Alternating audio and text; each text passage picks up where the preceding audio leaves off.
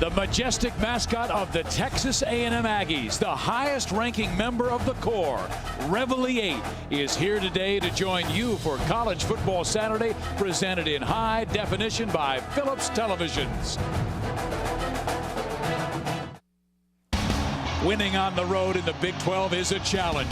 Visiting Kyle Field, home of the Aggies, your head better be on a swivel. Texas A&M is highly motivated. One more victory and it's on to bowl season. The Oklahoma Sooners bring plenty of heat as they pound their way towards a shot at a BCS title.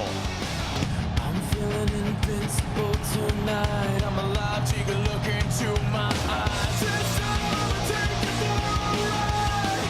I'm invincible tonight.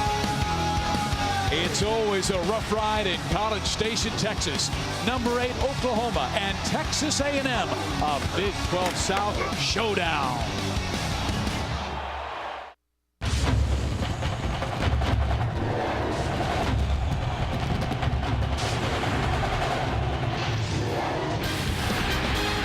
Reveille has the fans fired up because they get to see two of college football's best receivers, Ryan Broyles of Oklahoma and Jeff Fuller of Texas A&M. Welcome now to the rich pageantry and spectacle of Kyle Field in College Station for Big 12 College Football Saturday, presented by Phillips Televisions. Tonight, number 8, Oklahoma meets Texas A&M, and after today's play, here's how the Big 12 South shapes up.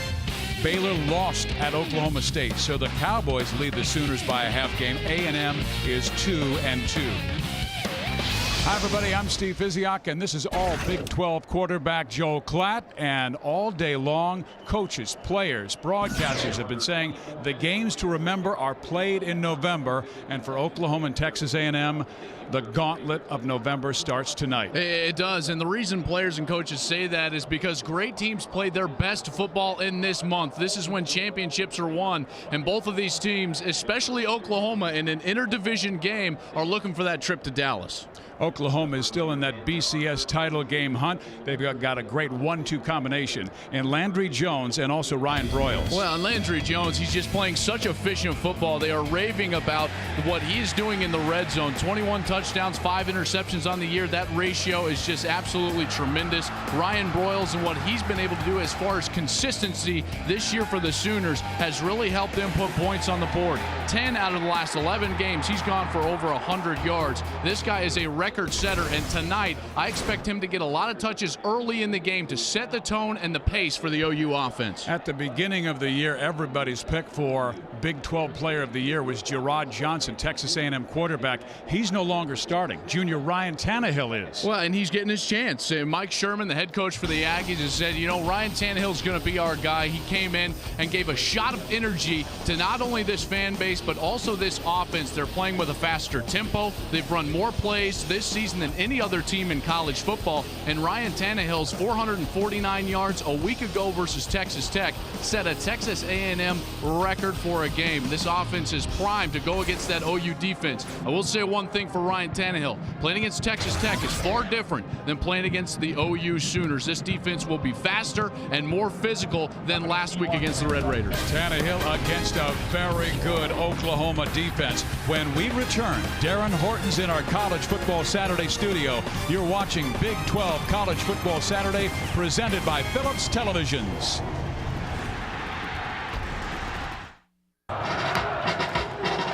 Welcome back to College Station, and here come the Aggies.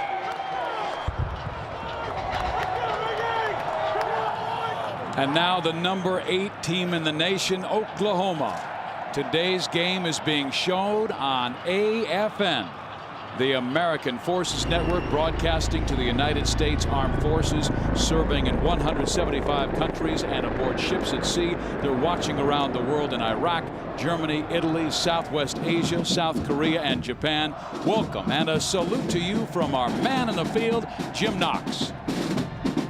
Coach, this game is being played on the American Forces Network, and that has a special meaning to you, doesn't it? It does. I've had the opportunity to go overseas to Iraq and visit some of our troops this last spring, and it was the most memorable experience of my life. So some unbelievable men and women over there, allowing us to be able to play a football game like this what they're doing over there gives us the freedom to do that. Ryan Tannehill gets the start tonight. What are you telling him he needs to do against this stout Sooner defense in order to win this game? Well, he's got to be able to trust his teammates. He's got to be able to trust his protection, his receivers, his backs, and just trust the system. He's going to make some good plays. There's going to be some plays they're going to make. They're a good football team. We just got to make sure we make more good than bad. All right, thanks, Coach. Thank you. Thank you very much, Jim. And Mike Sherman and Bob Stoops of Oklahoma will coach on an absolutely beautiful evening. Temperatures in the upper 60s. You can see the winds out of the southeast at 5 miles an hour. The Cadets are ready, and so are we. Texas A&M won the toss and has elected to defer to the second half. So it's Bullock to kick off to that man, one of the most versatile players in college football, DeMarco Murray, a senior from Las Vegas. College Station, one of the most majestic areas for college football. And Kyle Field, Murray from the goal line, and DeMarco gets it to the 18, and that is it. Let's take a look at the Phillips Television starting lineup for Oklahoma. Their offensive line averages 6'5", 295 athletic tackles, former tight ends in Stevenson and Mensick. And there's Broyles in the middle, that wide receiver. But watch out for Murray. He has 752 yards rushing, 291 through the air. The quarterback, of course, is Landry Jones. And here we go with the Oklahoma Sooners in town with a record of 7-1. Their only loss was at Missouri 2 weeks ago, 36-27. How about Mr. Jones? And Landry's going to have to start from inside his own 10. Penalty on the kickoff against OU, and they're going to start backed up. Have to get a first down first in order to get themselves back into regular field position. Murray set off to his right side, and a snap through the end zone. A safety for Texas A&M. A bad snap from Ben Hayburn. And Coach Stoops a little disappointed as Texas A&M crowd all of a sudden energized, and the 12th man can be tough. That's the last thing you want to do in College Station with this crowd wanting to be at a fever pitch, and Ben Hayburn just snaps it too hard and too high for Landry Jones. But Landry has got to catch that snap. You got to be concentrating on the football exclusively as a quarterback in the shotgun. He misses the ball, it goes out of bounds, and an easy 2 points early for Texas A&M. But more importantly than that, the momentum, and now the crowd at a fever pitch here at Kyle Field. So Coach Sherman has his chance, early leading 2-0, and now we'll get the football to open really the game, and then they'll get it to open the second half. This is one of the great scenes in all of college football. Kyle Field holds 82,600, and they win almost 70% of the time.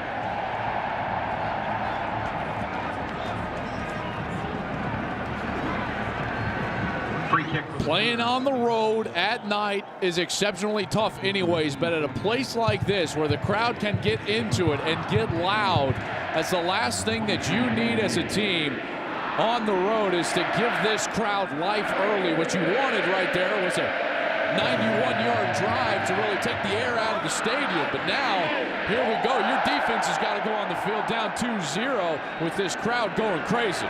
Tressway will kick off from his 20. The left footer puts it up near the 20-yard line, and they will bring it back, and it'll go out of bounds. Let's take a look at the Phillips Television starting lineups for Texas A&M. Their offensive line averages 6'4", 300. They have two true freshman offensive tackles in Jokel and Matthews. The backs and receivers, Jeff Fuller is having an amazing year. 11 touchdowns already with still 4 games to go. The quarterback, Ryan Tannehill, 6'4", 219, junior from Big Spring, Texas.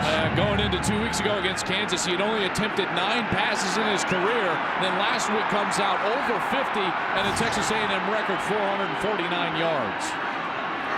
In motion goes Cyrus Gray. Gray has had back-to-back 100-yard rushing games, and Cyrus We'll see Tannehill take it, and Ryan gets the first down. He's past midfield. Tannehill with terrific speed, a former wide receiver to the 21. Every defensive player was going with Gray.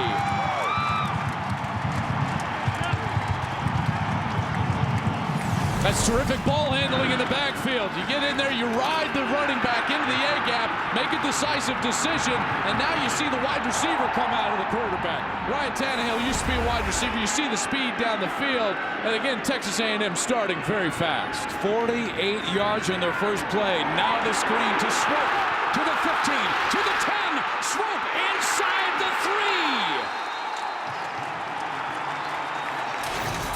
How about these Aggies? Starting fast, and Luke Jokel, the true freshman left tackle, out on the screen, chopping down the cornerback for OU. That was a terrific block from the young kid.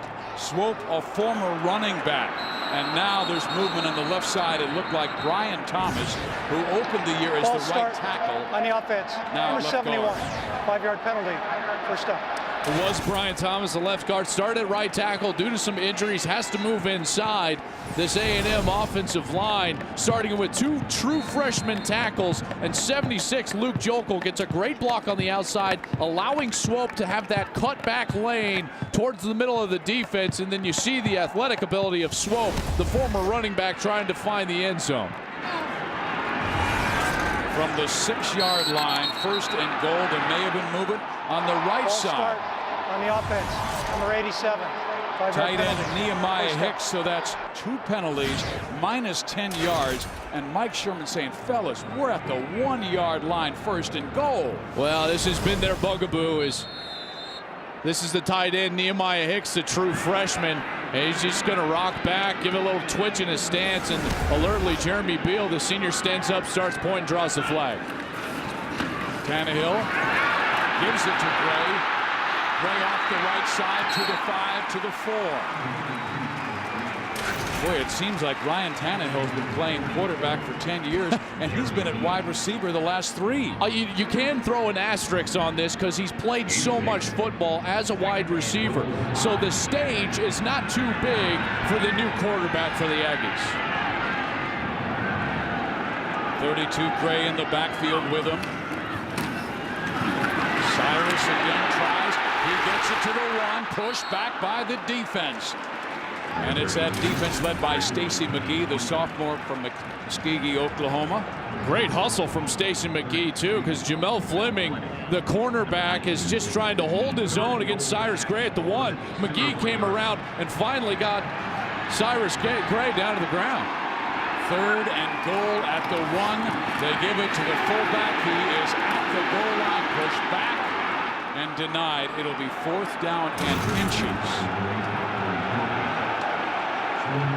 So close, and now the decision for Mike Sherman. Does he go for it? They try the fullback belly, and OU does a terrific job right in the middle of that defense. Adrian Taylor and Stacy McGee holding their gaps, and A&M going for it on 4th down early.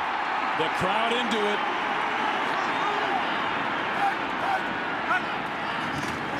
Tannehill to throw. Swings it left for the touchdown. Hudson Prelow.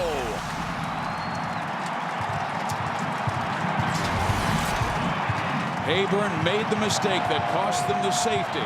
But now Texas A&M takes it downfield very quickly, led by Ryan Tannehill.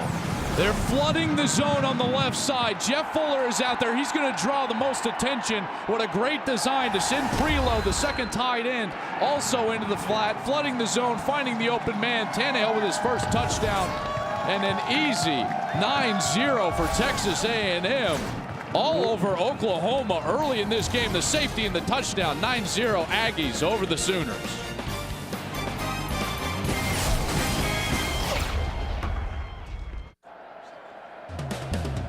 Big 12 College Football Saturday is presented by Phillips Televisions. So amazing you won't be able to take your eyes off of it.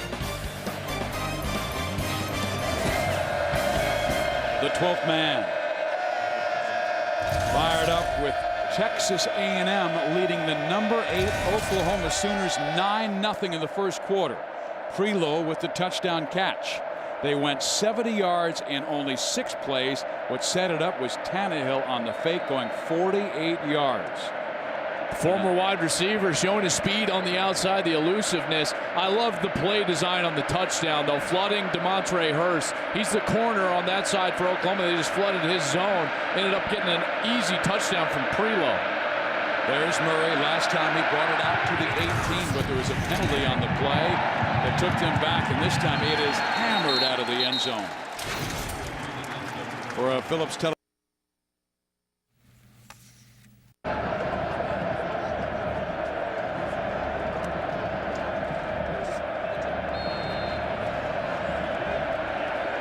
Texas A&M with a 9-0 lead already today. Number 6 Alabama lost at LSU. Will Oklahoma fall on the road in College Station? This is Landry Jones, and he hits his man, his favorite target, Ryan Broyles, the junior from Norman, Oklahoma. And we talked about this 1-2 combination being so potent. Yeah, it's no surprise that he's going to go to Broyles early, and now the fast tempo. This is the way Oklahoma wants to play football, snapping the ball as quickly as they possibly can. Jones flips it to Trey Franks, and Franks is wrapped up by that A&M defense led by Vaughn Miller, the outside linebacker. Here's a look at the defense of Texas A&M, brought to you by Phillips Televisions. They go with the 3-man front. Miller plays linebacker. He will go to end on occasion. Terrence Frederick is their best cornerback. Once again, A&M gets after it. Sean Porter all over it. And Landry Jones faces a 3rd down. Jones threw it right to him and hit Porter directly in the chest, rolling to your left. He throws it right to Sean Porter, hits him on his right shoulder. That ball's got to be intercepted. You can't allow those plays to go unpenalized if you're Texas A&M. Landry Jones was spectacular last week. Threw for 453 yards and 4 touchdowns in a victory over Colorado. Well, he completes the pass here for a 1st down to Trey Franks, the true freshman from Orange, Texas. And wow, has he come on in recent weeks. Well, what a great job in the pocket from Landry Jones. He steps up, feels the outside pressure, but keeps the ball on the shelf and delivers a strike down the field into tight coverage. The freshman holds on after the hit. Now 3 receivers to the left side, and they're going deep to a wide open receiver, Kenny Stills, and Jones pass just a little bit too far. He had 20 yards. Some defender forgot about him. You do not want to see that on film if you're Landry Jones. There was no one within 30 yards of Kenny Stills. He was wide open, and Jones overthrew him by a step. Frederick had the coverage. Now Jones back to the air, has the ball batted down at the line of scrimmage. It's 3rd down and 10. A moment ago, Kenny Stills is so wide open because they faked the bubble screen, and then Jones just tries to throw it way too far. He's not being covered. Just if he has to stop, that's fine in that situation. Stop, that's fine in that situation. That's not what you want to do as a quarterback. Let's see if A&M brings pressure. They will from the inside and outside. Jones gets rid of it quickly, completes the pass. But right there is Terrence Frederick to deny a 1st down. As Broyles already with 3 catches today, that gives him 81 on the season. But Frederick doing a great job of closing while the ball is in the air, being there when it's caught in a sound position, able to wrap up Broyles and bring him down. You see what this A&M defense is trying to do, which is pressure Landry Jones early. Get after him, get him off of his throw spot. He hasn't been great on the road in his career, Steve, and clearly A&M early doing a great job of getting him out of rhythm. Tressway punting it to Kenrick McNeil, who wears 81 when he's a special teams player. The ball bounces at the 2, and what a punt by Tressway. What could have been the Sooners trying to get right back in it in the 1st quarter. Jones to a wide open Stills. A little too long by inches.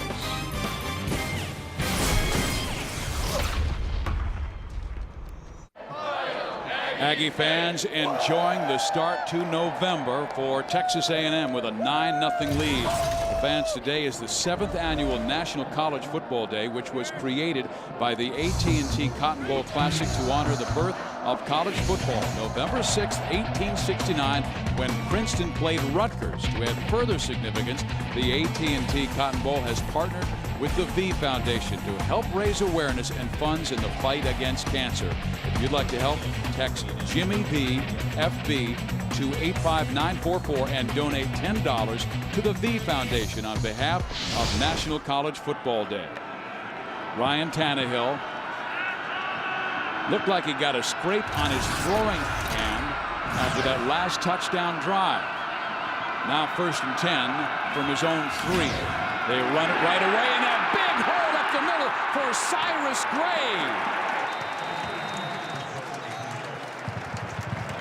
Such a huge hole for Cyrus Gray. Again, they go with almost a fullback belly with Cyrus Gray with his hand in the ground, and they get movement along the offensive front towards the play side, allowing that cutback lane and the chop on the left side. That's a great play, getting out of the shadow of your own end zone. Very good block by Brian Thomas, number 71, on Adrian Taylor. First down again. Tannehill gets rid of it quickly. It had to, because he was knocked down. Intended for Ryan Swope, but Travis Lewis on the blitz in his face. Ryan Tannehill is the jack of all trades. This is a guy who has had a punt in his career that was down inside the 20. He's been the holder for 104 consecutive PATs made. He's been a wide receiver with a 200-yard receiving game. He's got 100+ catches in his career. He's got a 400-yard passing game. This is him warming up before the game. He's the most active player in pregame warm-ups that I've ever seen in my life.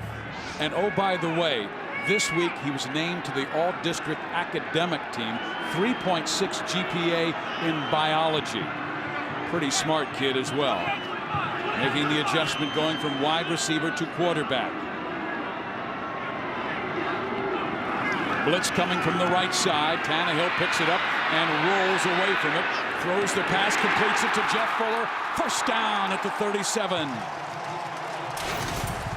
What a great job from Jeff Fuller, sensing that his quarterback is in trouble. He breaks off his deep route. These are called scramble rules. Every wide receiver has a job, and when the quarterback leaves the pocket, his job is to come back to his wide receiver towards the sideline. That's exactly what he does. An easy completion for another first down for the Aggies.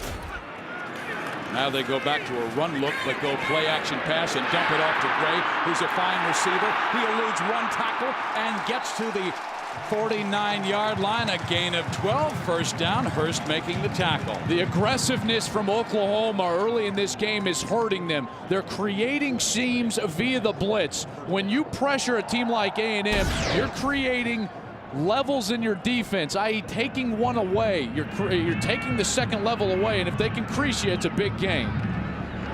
They give it to Gray again. He slides forward, gains about 2 to the 49 of Oklahoma. Let's go down in the field to our man, Jim Knox. All right, thanks, Steve. Talked to Ryan Tannehill before the game, and he said it makes a difference being the starting quarterback. He told me he prepares differently. He watches more film. He stays after practice longer. In fact, he's stayed with Jeff Fuller after practice on Thursday, worked on a few things. It also helps a former wide receiver. He knows what these wide receivers are thinking, and it's paying off so far, guys. It sure is, and with his left hand, he delivers the football to Bradley Stevens for yet another Aggie first down. I tell you, he plays with the moxie of a veteran quarterback. This is the type of patience on the shovel pass that you need to make it successful. Bradley Stevens does a nice job. It's almost a middle screen with those offensive linemen releasing and getting downfield to the second level.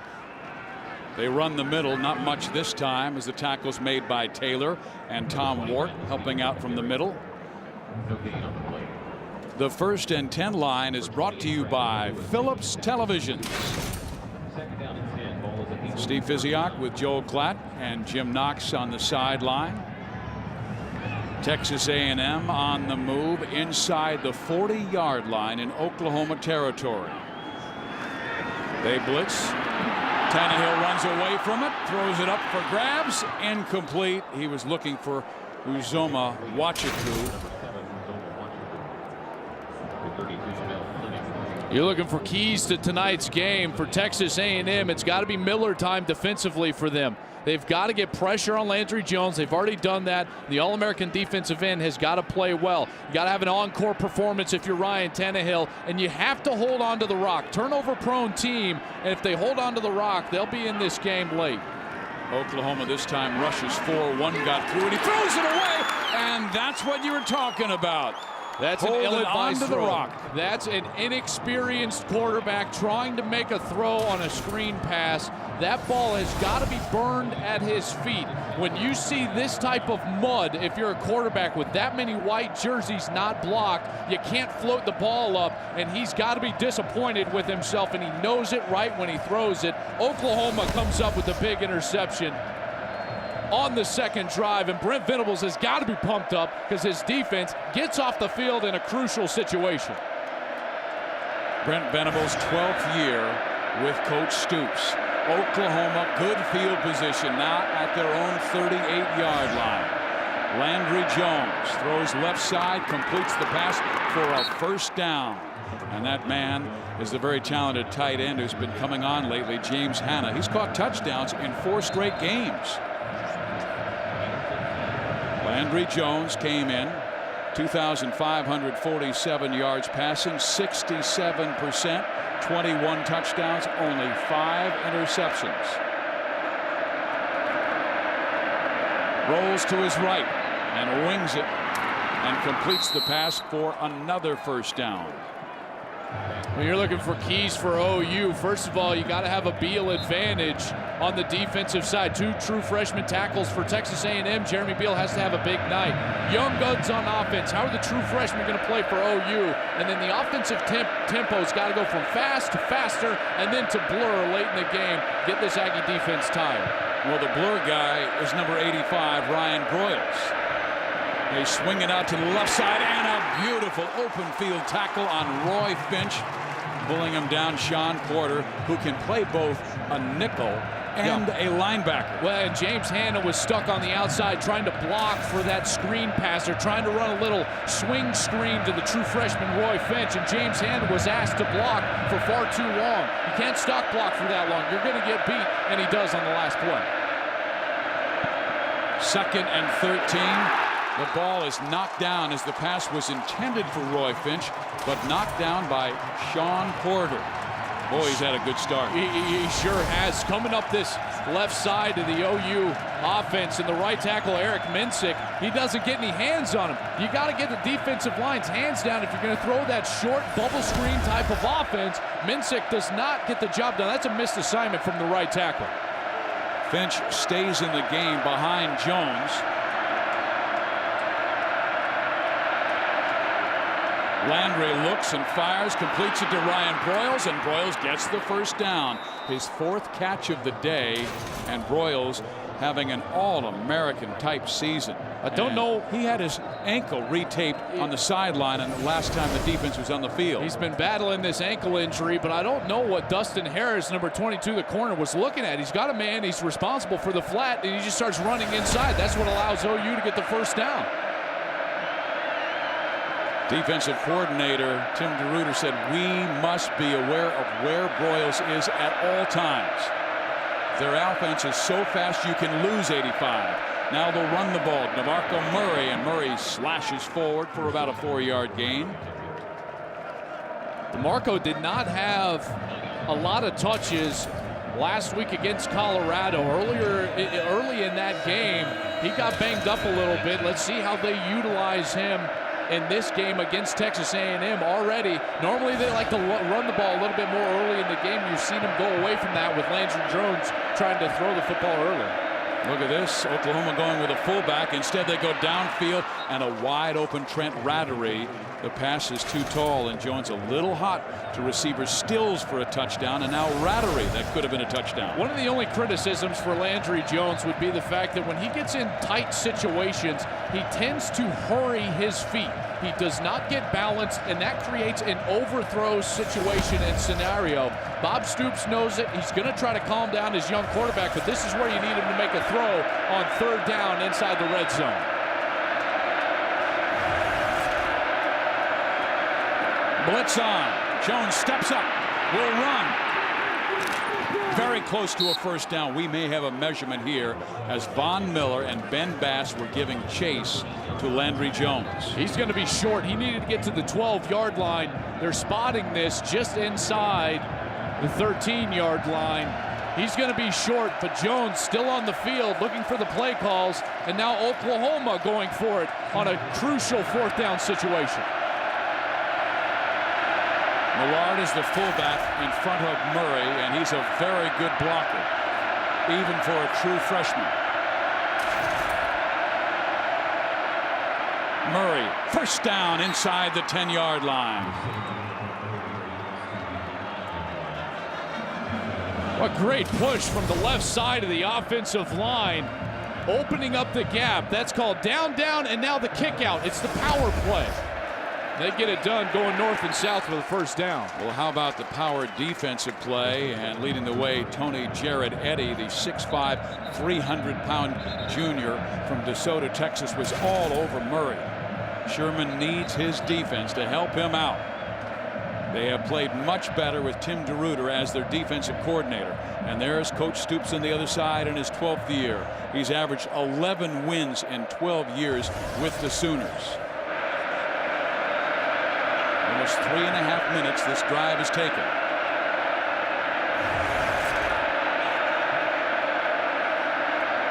From the shotgun. Broyles was in the slot. He goes away from him. Intended for Rattery, the tight end. Incomplete. And third down. Hunter and Judy with good coverage. You've got to credit the Texas A&M front because they're getting pressure to Landry Jones. They're forcing him to throw the ball earlier than he wants to, and Von Miller's a huge part of that. Lucas Patterson, Jonathan Mathis, Tony Jared Eddy up front. They're doing a terrific job for A&M so far in this game. They spread out one of their tight ends to the right side in Rattery. The blitz is on. Jones has to throw it away. Oh, and in the face of penalty, roughing the passer. Frederick and Garrick Williams were blitzing. It could have been fourth down. That's the distance of the goal. First down. That's Scott Novak, the referee. Yeah, he's the one with the call. The white hat has got to be watching the quarterback. Mike Sherman's not going to agree with this, but Frederick goes up and he puts his hand in the face of Landry Jones. That's going to draw the penalty. Not necessarily late. It's contact to the helmet and to the face of Landry Jones. Personal foul and first down OU. We could be looking back at this play later in the game because instead of 3 points, they may get 7. Murray to the 4-yard line, and they'll go to DeMarco. Remember, earlier this year, he scored 3 touchdowns versus Iowa State to pass Steve Owens for career touchdowns with 58. He now has 60 in his career, and of course, 12 have come on the ground this year, 3 through the air, so 15 scores for Murray this year. And whistles will go to play Before dead. the snap, legal substitution on a defense. 12 men on the field when the ball is snapped. Half the distance of the goal. Second down. This was a great job by OU. You notice the fast tempo and snap. The offense did not substitute. The defense tried to run somebody on late, and they snapped the ball too soon. There was 12 men on the field. That's great game planning, because if the offense doesn't substitute, then the defense can't with them. But if they do, like they just did, Trent Rattery ran in the ball game, the tight end. He just got substitutions. And the umpire will allow the defense to substitute now because the offense also substituted. This is the new rule, and the fast-paced offenses has brought it more into the light. Texas A&M, though, having a lot of trouble right now trying to figure out who is on the field, what personnel is on the field. We have a timeout with 2:28 left in the first quarter. Texas A&M leads the number 8 Sooners. Timeout. We're seeing two of the fastest teams in America play, and I mean the speed of the offense, but it can create mistakes. Well, it can create mistakes. Notice how OU does not substitute. Late, A&M is going to try to run somebody on the field, and as soon as this defender for A&M is trying to get off, OU's going to run up to the line of scrimmage and snap the ball with the 12th defender still on the field. Great game plan from OU. great utilization of that tempo. If you're going to snap it fast anyways, be aware of where the defenders are and try to draw the penalty flag. OU does. It's a NASCAR-like game with these two fast teams. Texas A&M runs the most plays in America, 690 this year. Behind them by 3, Oklahoma, 687.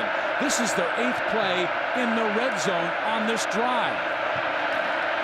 They give it to the fullback, and that's Millard, who hammers his way to about the 1-yard line. Trey Millard, the true freshman, he's as versatile a true freshman as you're possibly going to get. That's one of the reasons why they can run so many plays, is they don't have to substitute for their fullback. They can keep him in the game, which helped them get to that 687 mark. They go back to DeMarco Murray, and DeMarco Murray slams his way to the goal line, but they do not allow him in, and that's Tony Jarrett Eddy. We're going to take a look if he got close to the end zone, and no, he sure didn't. His knee was definitely down. Great stop for Texas A&M, but the offense still on the field, and now OU with a 4th down inside the 1. Jones getting the play from the sideline. Changes up. Murray wants to get the signal. Double tight end. DeMarco. No, he did not get in. It was Von Miller, the All-American.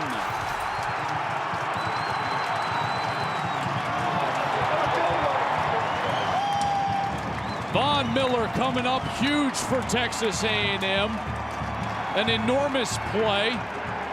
Noise was a factor, Steve, which is why I don't understand why they were trying to audible at the line of scrimmage just to a play that a quarterback can check to based on defensive line techniques. And then they don't get a hat on Von Miller. This guy was an All-American last year. You got to account for All-Americans. They don't for Von Miller, and they end up getting stopped inside the 5.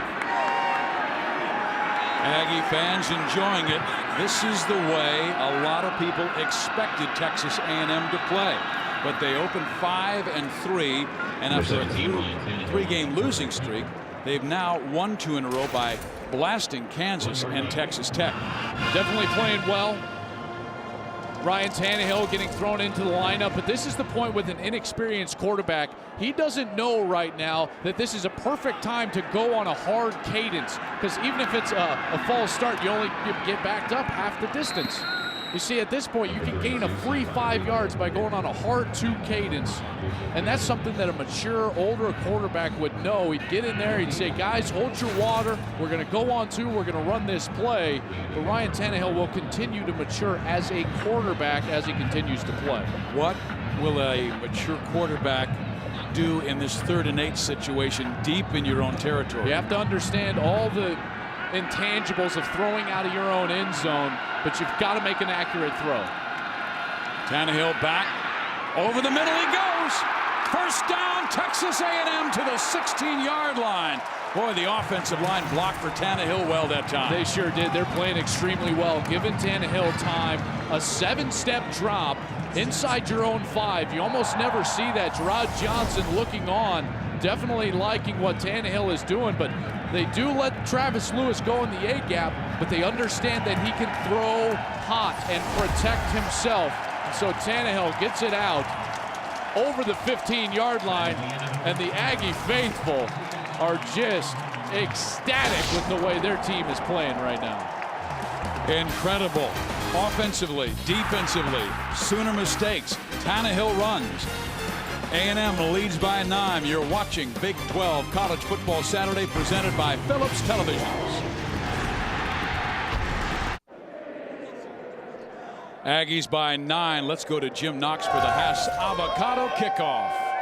All right, Steve, I just want to remind football fans, keep that party going. Fresh, creamy Hass avocados, nothing else to do. The 12th man, Joel and Steve, are going nuts out here. These guys are making a difference tonight. They're also enjoying that Hass avocado. Knoxy is the party magnet, isn't he?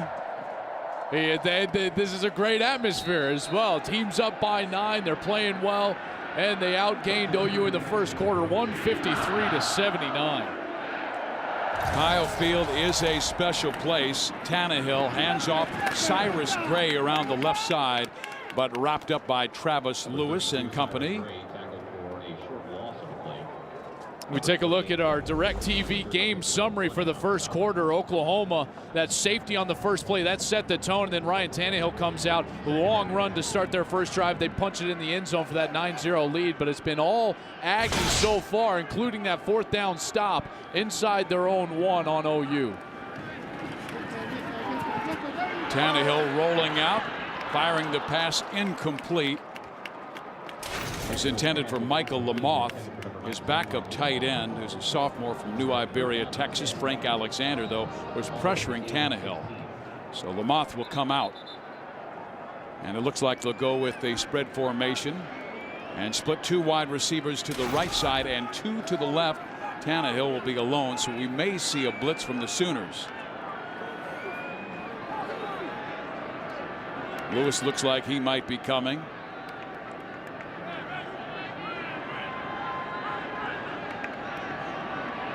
Travis now dropping back, and Lewis will blitz. Tannehill has it knocked down. And that's such a crucial third down because now OU gets field position, and they're going to need it because in the last series, that stop for the Texas A&M Aggies goal line defense, stopping DeMarco Murray, one of the most dynamic touchdown makers in college football. Trey Millard almost gets in. This was a crucial stop on third down. DeMarco Murray never really had a chance on fourth down because Von Miller was never blocked. But what a critical series from OU's defense. Going to get the ball now near their own 40 or maybe even 45-yard line. Ryan Epperson has been very good at denying opponents to return punts, and they do that with Ryan Broyles, who calls for the fair catch. Texas A&M with a 9-0 lead over Oklahoma. A&M with a surprising 9-0 lead. We hope the drama is similar to what happened 6 years ago to the day. Number 2 Oklahoma visited Kyle Field to face number 22 Texas A&M. A big evening for reigning Heisman Trophy winner Jason White, who threw 5 touchdowns, including the decisive one here to Mark Bradley with 6:43 left in the game. Aggies backup quarterback Ty Brannion, subbing for the injured Reggie McNeil, tried to lead his team to victory with time running out. The Sooners won by 7, 42-35, and Oklahoma has won 7 straight since A&M's upset of top-ranked Oklahoma 2 years before that in 2002, and Coach Stoops was there. Oklahoma with the football. They'll run Finch, and he slides forward. A nice defensive play by Stephen Campbell, who's the sophomore safety who's taken over for Stephen Terrell, and he's their big hitter in the defensive backfield. He is. He's aggressive, and he plays near the line of scrimmage. As evidence, the last play only for 3 yards for Roy Finch. Broyles to the top of your screen. Finch stays in the game, replacing Murray. Roy's really coming on, a talented true freshman out of the state of Florida. And here he goes, spinning back, but there to meet him is Mr. Campbell again. One of the best things that defense can do to stop the run is create layers, especially on the backside. Be disciplined on the backside, because in the zone scheme, that's where those creases hold up. Terrence Frederick does a great job staying disciplined and keeping his gap responsibility, not allowing Finch to get that seam. I beg your pardon, it was Frederick, as you said, not Campbell. Jones back to the air. Plenty of time. Has it knocked down, and what a play by Dustin Harris. A dangerous throw for Landry Fields, who had Green in front of him to run. He absolutely did. This was probably a poor decision. So much green grass in front of him. He only needed 7 yards to get that first down. He tried to force that ball to Trey Franks, but this Aggie defense very active in the secondary early in this ball game, and OU cannot capitalize on the great field position after their defense gets off the field, and now Tress Way is looking to pin the Aggies deep inside their own territory. And Way was all Big 12 first team last year, averaging almost 46 yards per punt. He's averaging 44.2 this year. And he's trying to boot it to Kendrick McNeil, First but charge there's for the first half. Penalty. Timeout on the field. Timeout, excuse me. It's Oklahoma timeout. 13:03 left in the first half. Stoops a little concerned. Number 8, Oklahoma trails by 9. Tomorrow on Fox NFL Sunday, the Cardinals look to keep pace in the NFC West as they head to Minnesota to take on Adrian Peterson and the Vikings, and plenty of other great action as well. Coverage begins tomorrow, 12 Eastern, 9 Pacific, with the Ford Fox NFL pregame show brought to you by the all-new Ford F-150 built Ford Tech. Check local listings for the games in your area. Oklahoma trying to punt the football. They have been denied, and this is an Oklahoma offense that's averaging 36 points per game and almost 500 yards total offense. Kendrick McNeil awaiting the punt from Tress Way. McNeil standing at his 10. Last time Way put it deep inside that 10. And the left footer hammers it. Short kick. Angling, hits at the 20 and takes an A&M bounce. And A&M is tackled by Hannah.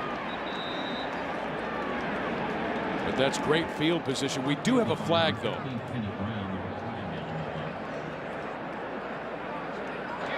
During the kick, holding, receiving team number 10. 10-yard penalty from the end of the kick. First down. Timeout on the field. Timeout of the field. Texas A&M on a Tannehill touchdown pass has the lead. When we come back, Darren Horton in our College Football Saturday studio.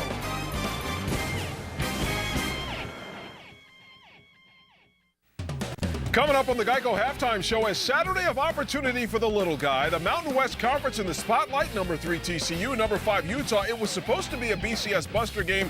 We'll see if it was. Plus number 1 Oregon, second-ranked Auburn, number 4 Boise. All your key highlights coming up on the Geico Halftime Show. Let's get you back out to Steve, Joel, and Jim Knox. Thank you, Darren. And when is somebody going to start mentioning Andy Dalton in the Heisman hype? 355 and 3 scores again today, and TCU looking pretty sharp to get the title game. Well, with Alabama losing, and then, you know, the happening, what's going on here and what's happening in the Big 12, TCU might find itself in that BCS National Championship game. Ryan Tannehill back in trouble and is sacked by Travis Lewis at the 4-yard line. Man, he is some kind of fast. They say he's run a 4.3440 for a linebacker. He is fast and he pursues the football. Here he is, Travis Lewis, and he's just going to stay with the play. Blitzes in the opposite B gap, and he stays with it, and then finds himself there for the sack. But Ryan Tannehill, he's got to get rid of that ball. He's outside the pocket. Just throw it in the stands. Avoid the big loss. Brent Venables finally has something to smile about. Here's the handoff to Cyrus Gray, cutting outside, back in, past the 15, out to the 16-yard line. It will be 3rd down and 9 as Carter and Lewis combine to make the tackle. There is Carter, the Thorpe candidate, all Big 12 second team last year. Tannehill and A&M like to play fast. We told you they have had more offensive plays this year than any college football team.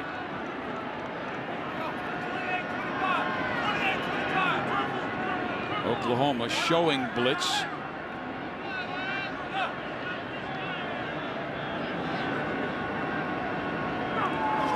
Sooners bring 6. Tannehill sacked again, and it's Tom Wart from the inside.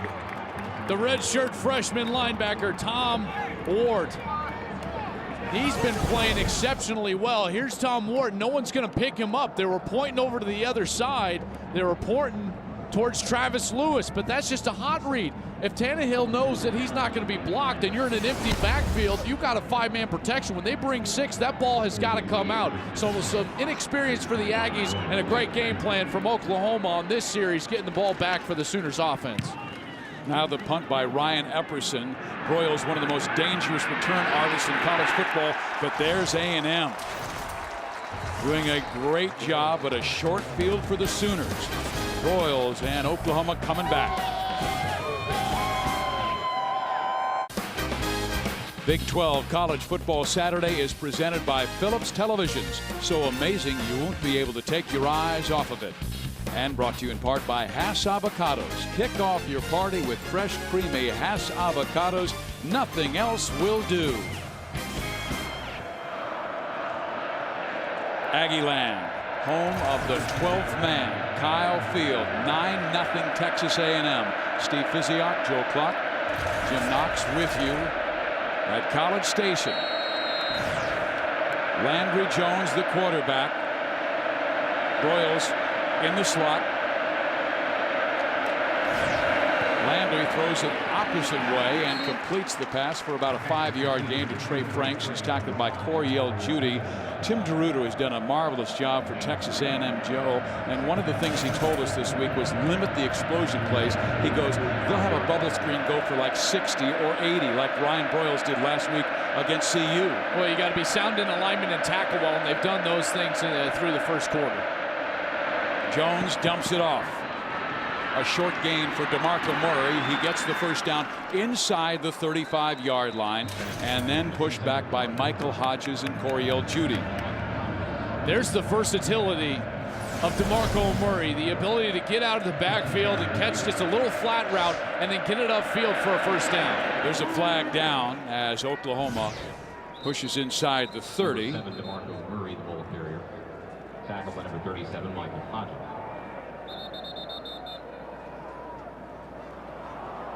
It's against Texas A&M. Offside on a defense, number 93. 5-yard penalty. First down. Mike Sherman came into this game an underdog. Texas A&M won their first 3, lost their next 3, has won their last 2. And they haven't put themselves in bad situations in the last couple of games, but this is a bad situation. First of all, you're starting to drive in your own territory. OU is in your territory. That's a short field, and then you give them a 1st and 5 opportunity. This is exactly when OU likes to take a shot, because at worst it'll be 2nd and 5. Look for DeMarco Murray or Kenny Stills deep, especially with a single safety right now in the middle of the field. Broyles in the slot, Franks wide to the right. Murray right now behind Landry Jones. 1st and 5. He gets the pass inside, and that is Kenny Stills, as you talked about. They get the first down inside the 25-yard line, but Jones got drilled. This is what I love from quarterbacks. He knows he's going to get hit. He saw the pressure. He gets hit low in the hip. That's going to be very awkward when you get hit that low and kind of fold yourself in half. But that's good composure in the pocket from Landry Jones. Back to the air he goes. Loses the football. Was his arm moving forward? Texas A&M says they have it, and it was Von Miller with the hit again. I'm sure that they'll look at this. It looks very close, Steve, as far as whether his arm was going forward or not. But Von Miller has just played so well early in this game, and OU is having trouble with Von Miller's speed on the outside. He comes on the outside. Landry Jones, this will probably be, this is going to be close. His arm was definitely moving forward. It's just a matter of if the hit was moving it forward or, in fact, Landry Jones was moving his own arm forward. I'm certain that this will be looked at further. Miller forced the fumble. Spencer Neely with the recovery. Boy, that's a close call. That's going to be very close. How do you close. overrule that? Well, it's going to be, and that's such a part of replay right now in college football, is the fact, or in the NFL as well, is you have to take into account what was called on the field. That was ruled a fumble given to Texas A&M, so they will have to have indisputable video evidence to overturn this call in order to give it back to Oklahoma. It'll be very close as we start to take another look at that play. We've got some great angles, camera guys working hard. The officials now on the phone with our truck getting all the right angles. Here's another one from Landry Jones as his arm, it's just a matter of if he was losing possession before. His arm, Steve, was definitely coming forward. It's just a matter of where did the football start coming loose? Where did he start losing possession? This is when the hit takes place. The arm is moving forward. It's just a matter of when they feel like he actually lost possession of the ball. It must be definitive for them to overrule the officials on the field. That'll be very tough. That's a great look from our guys.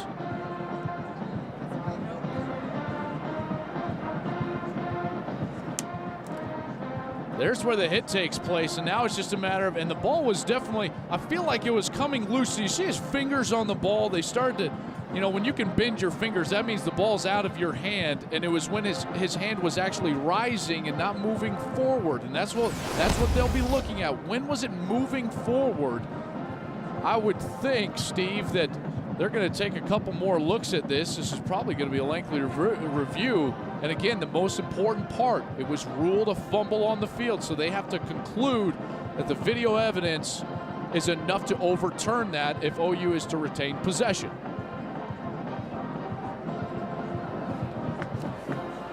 This will be Scott Novak with the call as he's talking to the officials up in the booth.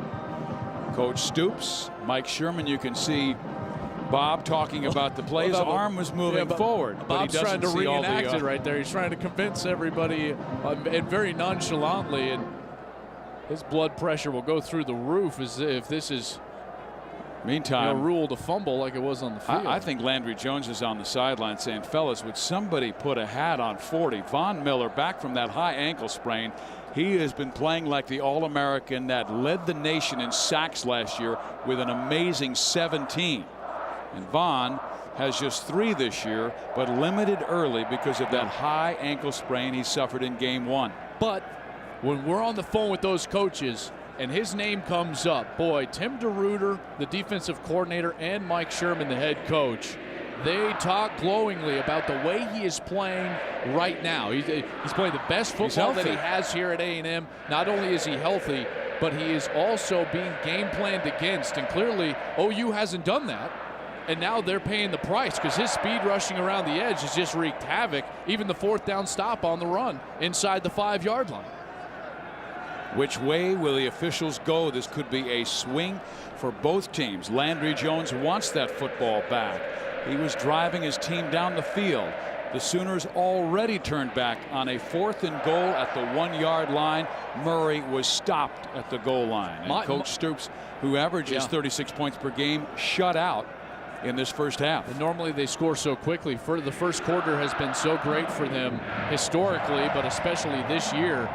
My hunch is always the longer they look, it means they're trying to overturn it, but they just can't get that definitive piece of evidence. That's a good point, Joel. Not that they're trying to overturn it, but it looks like they should, but they just can't get that one piece of definitive video evidence.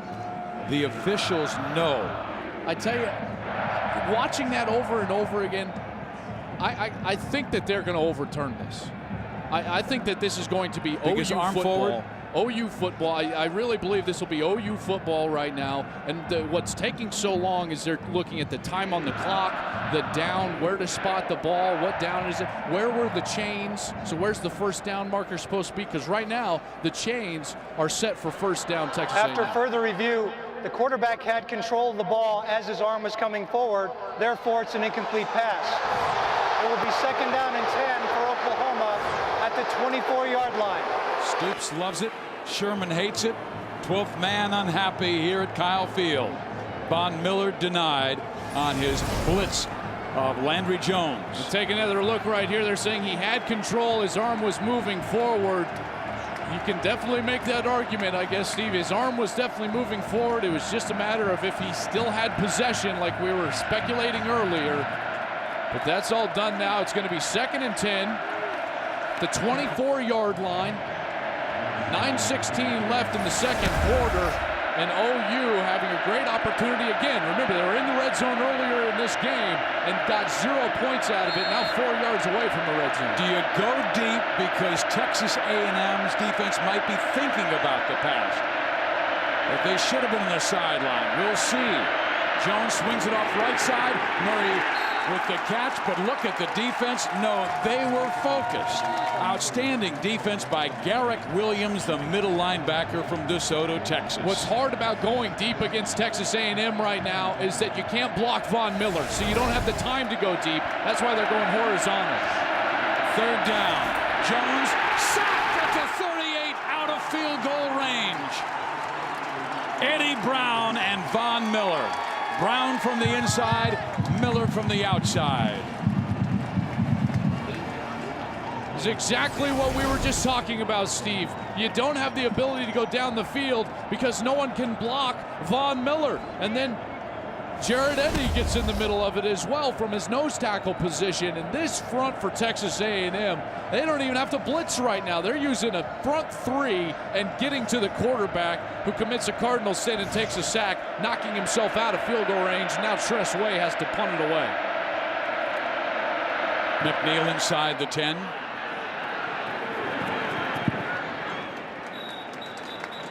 Texas A&M will have the football near the 15-yard line. Here's a recap. It started early, Steve. I tell you what, the miscues for OU, that safety early, and then this is the first snap on offense for Texas A&M. Ryan Tannehill gets it done, racing down the field. And then on 4th down, Mike Sherman gambles for it. They flood the left side in the flat. They get into the end zone with Prelo. OU goes for it on 4th down, and guess who it is? Our man, the All-American Von Miller, stops OU on 4th down, and he comes up with a big sack on 3rd down on the last possession. The flag down. Gray gets the first down up the middle, but who's the flag against? It came out quickly. The timing and who threw that is either going to be a hold or a chop block right now. When the umpire throws it, that's what the call usually is. Personal foul, chop block on the offense. Half the distance to the goal. First down. I'm proud to be working with an all Big 12 quarterback, Joel Klatt, who knows the game so well. You were all over that. When the runner is in the middle of the line of scrimmage and the flag comes out, then that's a hold or a chop block almost 100% of the time. And this is the personal foul variety. This is going to put you all the way inside your 10.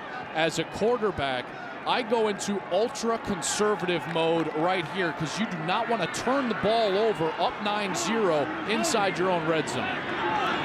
7 penalties already against Texas A&M, and they still have the lead. Ryan Tannehill replacing Gerard Johnson, fires, and is it intercepted? What are they ruling? It's incomplete. I thought it hit turf before it was gobbled up by DeMontre Hurst. Tannehill looking to the outside. This was a miscommunication. Thought his receiver was going to break inside. That doesn't happen. And man, Wachaku almost burns him because this ball very close to being picked off. But yes, it was a correct call. It does hit the ground as DeMontre Hurst was trying to intercept that ball again inside Texas A&M's red zone. Blitz from the corner. They run to the right. This is Ryan Swope, and Swope is out to the 19-yard line. It will be 3rd down and about 5 yards to go. Swope, who was a running back out of Westlake High School in Austin, Texas. Tannehill very quickly up to that line of scrimmage.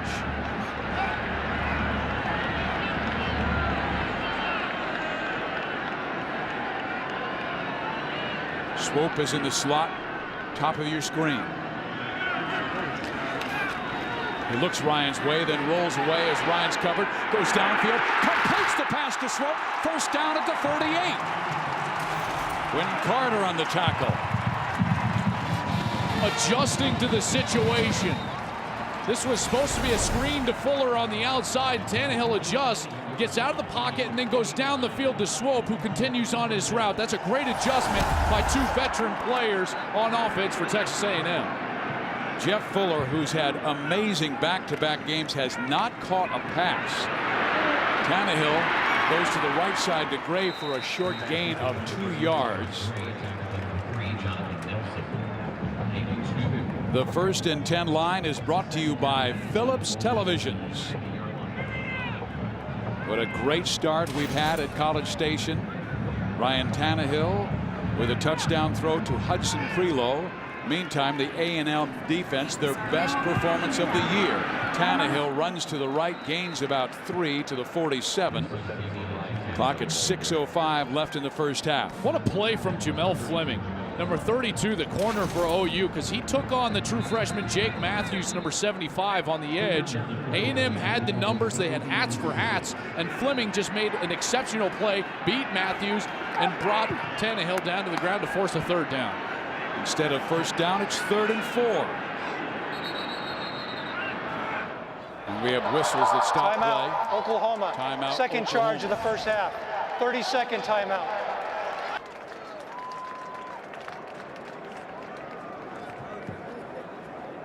Let's go down on the field to Jim Knox. I tell you what, Steve, the name of the game right now, that Aggie defense directly behind me. These guys calm, cool, and collected. Defensive coach comes over, and guys, got to keep fighting, keep fighting. Von Miller, I've never seen this guy so pumped up. He's healthy for the first time this season, and it is showing. The 12th man's into this game, the Aggie defense.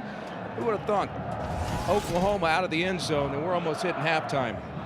And DeRuyter knew how good this Oklahoma team was. He said the Sooners are the fastest team we've seen. They're quick to the huddle, quick to the line, quick to run plays. Well, they're versatile. They don't have to sub. They can run a lot of plays. And the defense, they've responded well. And right now, Texas A&M, both play callers, offense and defense, everything that they're going to is just pure gold. Whereas Brent Venables, the defensive coordinator for OU, he's had to go pure base defense on normal downs. And then in third down, he goes to a dime front, 3 down, and he usually heats up Tannehill. Let's see if he stays with it. Now a fumble. Oklahoma was diving for it, but looked like Tannehill was able to come up with it, although the Sooners will get the football with 5.5 minutes left. 4th down, you've got to believe that Sherman will punt here. Definitely going to punt, and we've seen a couple of shotgun snaps mishandled by the quarterbacks today. Tannehill was just lucky that he got that ball back. Corey Nelson was coming charging hard from his linebacker position. He's a true freshman from Dallas, Texas. He almost got on that football. Broyles, fair catch at the 20.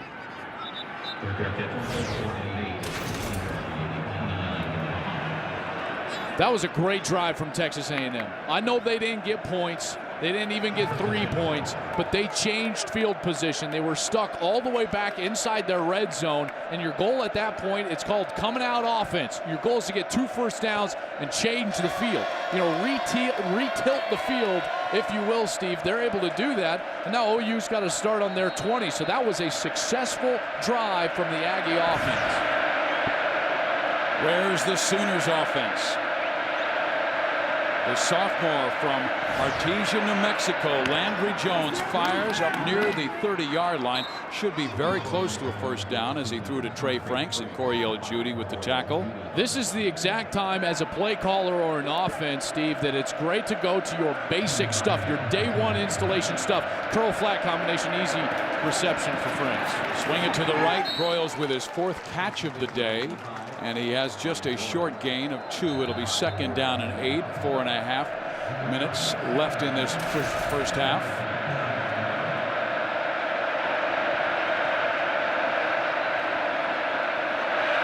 Jones going deep. Out there is Stills, incomplete. Pass underthrown. This ball was underthrown by Landry Jones. He had a one-on-one matchup on the outside. This is quarters coverage. It's one-on-one. He recognizes that. He takes it, but he never steps into the throw, and he severely underthrows the true freshman, Kenny Stills. He's had some bad throws today after back-to-back brilliant performances against Iowa State and against Colorado. There was that Mizzou game in between. Not so good there, a loss in Columbia. Jones again loses the football. Murray fighting for it and gets it back. But look at the pressure from DeMontre Moore and Von Miller from the edges. Murray saves the day. Oklahoma can't handle Von Miller right now, standing up on the outside, and they have no answer for Von Miller. The offensive line, it doesn't matter who gets put over there. They cannot block this guy. Jarvis Jones, the junior from Richmond, Texas, looks like he's standing still with the speed of Von Miller on the outside. And if I'm Landry Jones, in the back of my mind, I'm thinking to myself, where's number 40? Every single snap. It seems like they're trying to hold him, but they can't catch him. Tress Way to Kenrick McNeil. It will go out of bounds. The Big 12, we had one big game in Stillwater with Baylor and Oklahoma State, and wow, did the Cowboys win big 55-28. Whedon for 435 and 3 scores. Kansas, how about this, folks? They were down 45-17 in the 4th quarter and won the game. Congratulations to Turner Gill and Iowa State. You know what, Paul Rhodes goes for the win in overtime. Yeah. That guy's, I admire him as a coach. I would love to play for him. They ultimately fall short. And right now, Kansas State leading Texas. And tell you what, there's been some great games around the country, but especially right here in Big 12 country. Tannehill looking left. Throws and completes the pass for a first down at the 44-yard line. And that's the first catch by Jeff Fuller today. We were talking about the Big 12, but the Sooners came into today's Big 12 action, Joel, tied for second place in the South with Oklahoma State, a half game back of Baylor. Baylor lost to Oklahoma State. Now the Sooners finished the year at Baylor and Oklahoma State. Possible great finish in this conference. And here's another catch for Texas A&M. And it's Michael Lamoth, the tight end. Travis Lewis on the tackle. Darren Horton will have our Geico halftime show for you coming up next. I love the rhythm that Texas A&M is in right now. Mike Sherman getting the plays called. They're doing a great job. And Tannehill running that fast pace at quarterback. They run Gray to the right. Cyrus with a great cutback has the first down. Then a late flag goes down. It's going to be 15 more tacked on to the end of the run. Face mask against Oklahoma.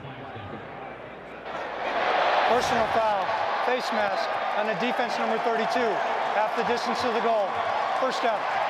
They got 32, Jamel Fleming, the junior from Arlington, Texas. 40 tackles on the year, active defensive guy for OU out of the secondary, but he stops his feet. And as soon as his feet stop, you're going to reach and you're going to grab, and the hand goes up to the face mask. And as soon as he goes down via that grab to the face mask, you can tack on 15 every time. But it started when he stopped his feet. They didn't keep moving. He's on his heels. That's when you reach and get yourself in trouble. Gray averaging 5 yards per carry. Gets it again, slices to the outside, to the 10-yard line and out of bounds at the 9. And Gray, a leader on this team. Remember, Kristen Michael broke his leg last week.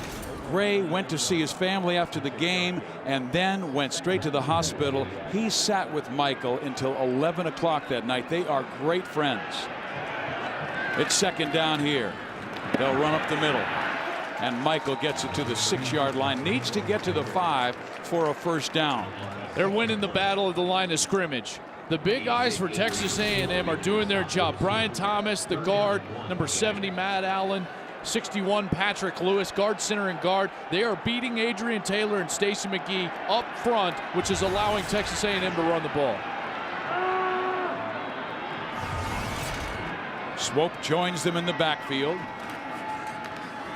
Tannehill with the keeper. Did he get enough for the first down? Looks like he'll get a favorable mark to the 5-yard line. Frank Alexander joined Tom Wart to make sure he did not get into that end zone. It is a first down.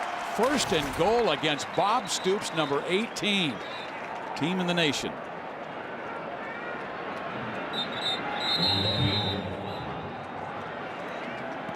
I believe that they're probably going to look at this spot. That's what they're going to do. It's under review. The official came in and he knew that the first down marker was at the 10-yard line. And so if the football was going to be touching or ahead of that 10-yard line, or excuse me, the 5-yard line, then he was going to give him the first down. That's awfully close because the sticks, as you see, if you pause it right there, guys, so, and we're going to take another look from right here. That's going to be awfully close because the stick was actually about a foot on the other side of the 5 towards the 4.5, Steve. If you see where the sticks are actually placed as it kind of rolls, see, that's where it's placed. It's on the other side of the official's foot. So he would have had to get all the way to that side of the 5-yard line. That's going to be close. That's going to be awfully close because that was a great tackle from Tom Wart, the redshirt freshman. Brent Venables very emotional on that sideline, talking with his redshirt freshman Tom Wart. This is a huge call in this game. If this is a first down, you got to assume that Texas A&M has the advantage to go in and get 6. If it's not, if I'm Mike Sherman, I don't know if I can not kick the field goal. Yeah. So this is going to be a huge swing right here as far as points. He's already gone for the fourth down conversion earlier in the game inside the 1 in the first quarter and got it for a touchdown. But this is going to be a huge call here from the officials. I think that the official was mistaken on where that mark was, because even where the ball is spotted right now, you got to measure that based on where the stick was placed on the other side of the official's left foot in that one still frame that we got. This should have been measured, so it was a mistake by the official to just call the sticks for a first down. Here's the first down. That's where the sticks are at. After further review, the runner's progress was ruled short of the first down. The ball will be placed at the 5-yard line. It will be 4th down and a half a yard at the 5. Listen, the 12th man isn't going to like that, but that's the correct call. But based on the video we just saw, that was the correct call. Those are two that have gone against A&M. And we are in the press box moments with the fans just in front of us, and they all just erupted. As we go to the end of that last play, so he's got to get all the way across the 5-yard line, and Tom Ward stops him. That's a good call by the replay officials. The ball was in his left hand. He got stopped right at the 5-yard line. Great tackle by Tom Ward. And now we're going to have a timeout, and they're going to discuss it. Mike Sherman with a huge decision right now in this ballgame. And it gives us a chance to tell you we'd like to congratulate the women's soccer teams from Oklahoma and Oklahoma State for reaching tomorrow's Big 12 Soccer Championship match in San Antonio. The Sooners advanced to the championship by squeaking by the Aggies last night at overtime 1-0, while the Cowgirls defeated the Huskers 3-2, also in overtime. Most of you will be able to see the championship match between Oklahoma and Oklahoma State. Can we say Bedlam? Right here tomorrow at 1 o'clock Eastern, noon Central, 10 o'clock Pacific. Check your local listings. Now well, remember, here we go. Ryan Tannehill, 6'4", 220 pounds. I would expect a quarterback sneak. He does have Fuller on the left side. They will sneak it. And they got a push from his halfback. The flags were out. False start, Texas A&M. The linesman at the top of the field, he had his flag out and was blowing this dead well before the snap. False start on the offense. Left guard. 5-yard penalty. Now 3. 4th down. Now you got to kick it. There's no decision now as we take another look at the left side. Just watch the whole left side. There was a lot of movement over here. As we start in with the cadence, left guard Brian Thomas got started a little bit early. So now from the 17-yard line, a 27-yard field goal attempt by Randy Bullock. It is on the way, and the field goal is good. Texas A&M has a 12-0 lead with 1:25 left in the first half. Von Miller has been the man defensively for Texas A&M, the All-American from DeSoto, Texas. Well, last week he passed Ray Childress for number 5 all time in terms of sacks at A&M, and he's playing his best game right here tonight against Oklahoma. And Oklahoma has no answer. Jarvis Jones, they put him in. He's the backup tackle, trying to find somebody who could possibly stop Von Miller, and they've got nobody because this guy is playing lights out. The speed around the edge. He doesn't even need a second move. He's just racing around the tackle and getting to Landry Jones. He's been the factor tonight. He reminds you of the old Wrecking Crew days with Aggie lore. Aaron Wallace is the all-time sack leader with 42.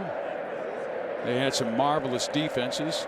Steve, a pass rusher can affect an offense quicker than any other defender can. You give me a great defensive tackle or even a linebacker or safety, you can deal with that. But a pass rusher like Von Miller, you almost have no answer for that as an offense. Didn't the NFL vote on best players ever, and Lawrence Taylor was right at the top, the great giant defensive end. Changed the game.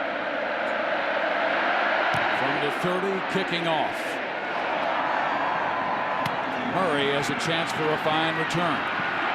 DeMarco gets it out past the 25-yard line to the 28, and and they still have 1:19. This is a chance for you to work on your 2-minute drill, because remember, Texas A&M won the coin toss, deferred to the second half, so the Aggies will get it to open after intermission. There's only two ways to slow down a guy with the speed rush of Von Miller. One is the fact that he's not on the field right now for Texas A&M. So that's great news for Oklahoma. You either have to run at him or provide help for your offensive line, but they don't have to worry about that right now with him not on the field. Jones will run the football to Murray to the 35. He's got the first down and out of bounds at the 44-yard line. They get better field position with 1:12 left on the clock. Broyles with a good block. And they run right to the same side that Von Miller has been all day. I didn't know why he was on the sidelines. OU takes advantage of it, and now the speed of Murray gets a first down. Here's a throw downfield. Intercepted by Coriel Judy.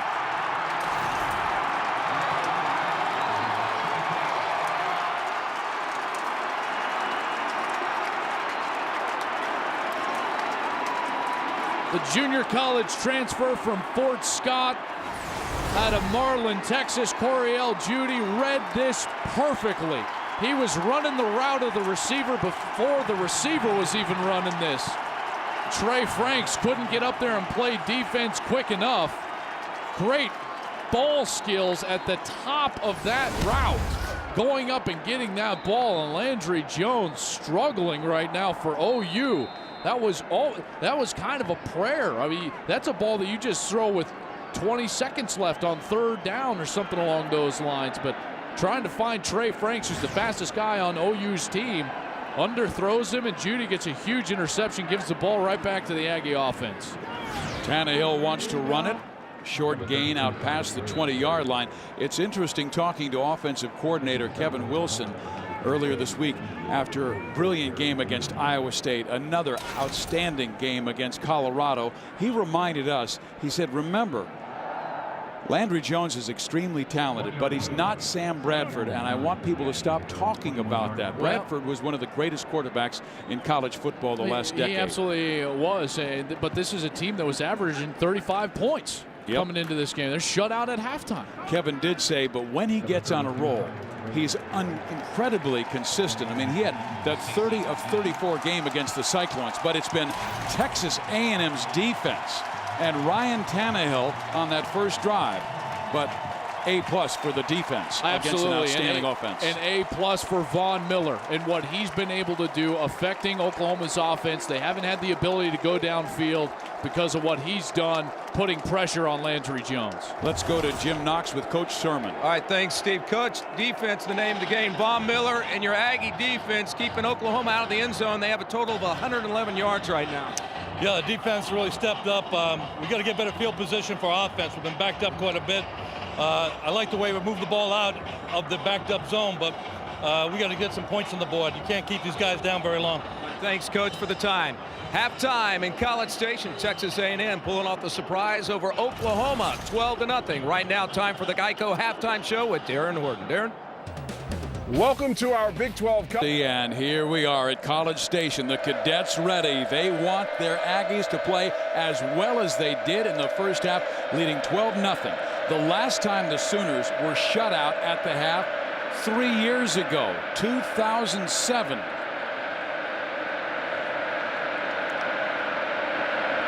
Oklahoma to kick off.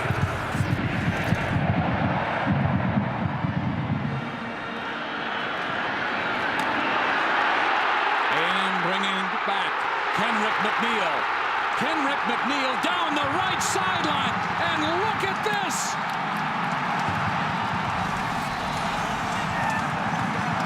It's Coriel Judy, the other number 5 for Texas A&M.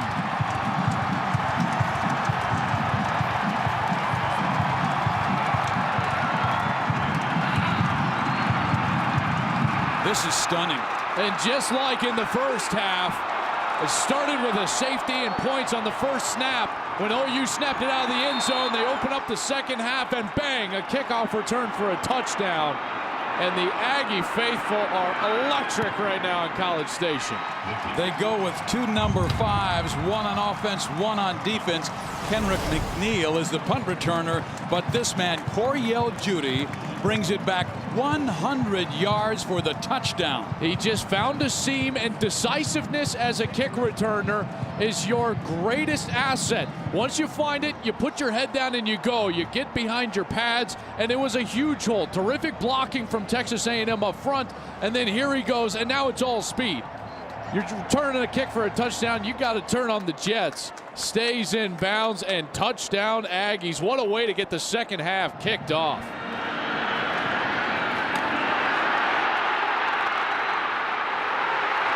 I'm sure Bob Stoops had his team in that locker room talking about what they had to do coming out. Second half, be focused, be determined, tackle well. And all of a sudden, A&M brings it back to take a 19-0 lead. Oklahoma has lost only 1 time this year. It too was on the road in Columbia, Missouri. Coriel Judy, a junior from Marlin, Texas, out of Fort Scott Community College. They're all into it here. They're all into it.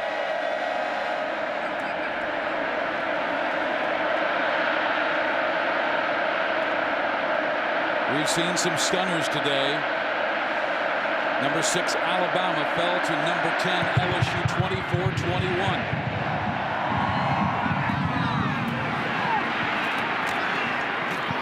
DeMarco Murray brings it back near the 30-yard line.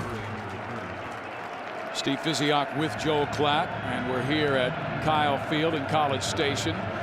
I mean, it's been a crazy year for Texas A&M. It has. And it seems like the Sooners getting better and better, but now they've got their biggest challenge. Well, and this is adversity, you know, just point blank period for Oklahoma. You got to come back in the second half and do something offensively, because in the first half, you weren't able to do that. Von Miller had an outstanding first half. They were unable to protect the passer, and then you come out on the kickoff of the second half and you let Judy go all the way down the field. So they've got to answer the bell here offensively, the Sooners do. Bubble screen to Ryan Broyles, his 5th catch of the night. We'll take a look at the first half stats. Landry Jones, after some brilliant games this year, really shut down. But look at the ground game. Yeah, Oklahoma 10 yards rushing on 14 carries. Out past the 35-yard line.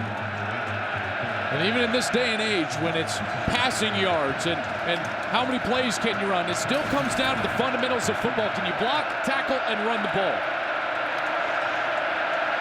Jones has time. Now must run and gets it to the 39 and then is nailed out of bounds by Michael Hodges. I think he gets the first down, does get to the sticks, but you're right. He took a wallop from Hodges. Good clean hit. I mean, that's football at its best. Landry Jones gets right back up, and guess what? Oklahoma's snapping the ball again.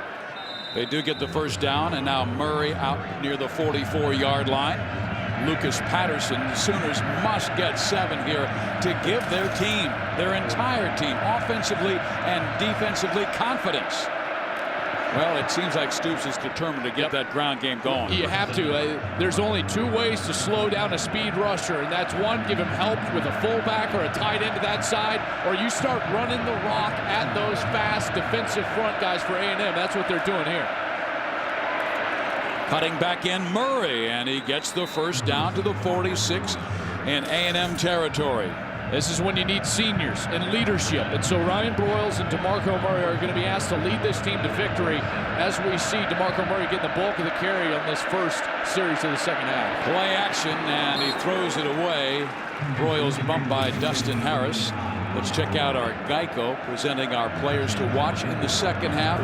Well, as for Von Miller, you got to stay business as usual. You got to play as well as you did in the first half. And for Landry Jones, you've got to correct yourself. Get yourself going in the second half. Settle your feet and lead your team to some scores. Flag on the play. Legal substitution on the defense. 12 men on the field when the ball snapped. That 5-yard hurts. penalty. Second down. 2nd and 5. Mike Sherman's team has twice been called for that. That's One, it's conditioning and game plan. If your guys are tapping themselves on the head, even if OU is not substituting, you got to just keep them in there.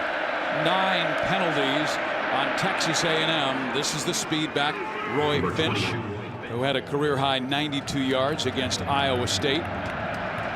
Oklahoma first half. Yeah, the possessions, it got started bad for them, and it just continued. They turned it over on downs, never got the ball in the end zone.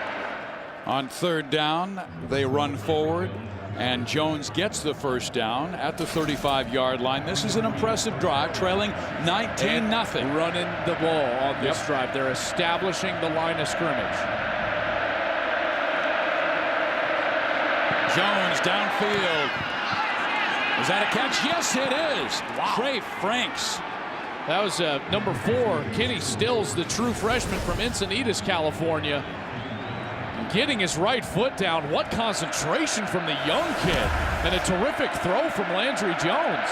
They say he's an explosive player. Now they go to Finch, and he's hammered by Garrick Williams. Yeah, that's an inexperienced running back running himself into a tackle. He wasn't patient in allowing the hole to open up. You got to allow the double teams to get up to the second level in the linebacker. If you run yourself into the linebacker too quickly, you're going to get stopped for only a yard or two like Finch did on the last play.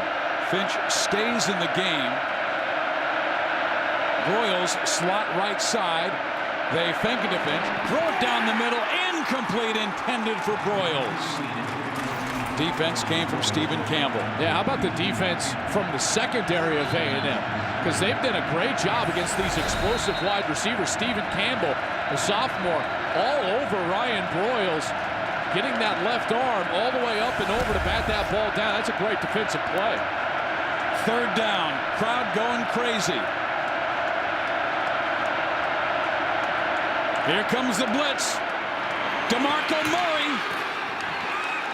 They mark him out of bounds at the 1-yard line. That's going to be close. Remember, they can get a first down. That was third down. And the first down marker was at the 1. They're giving him the first down, 1st and goal, OU. What a run on the sidelines to keep himself in bounds. The body control and athleticism from DeMarco Murray. Fullback Millard comes in the game to block for Murray. How about the tempo from this offense on this series, running the ball. A&M running guys on the field. 14th play of the drive. Tight end Hanna wanted to know what's the call. Timeout. Stoops was on the field trying to call a timeout. Timeout on the field. Wanted to know from the side judge why he wasn't given time. They finally get it called.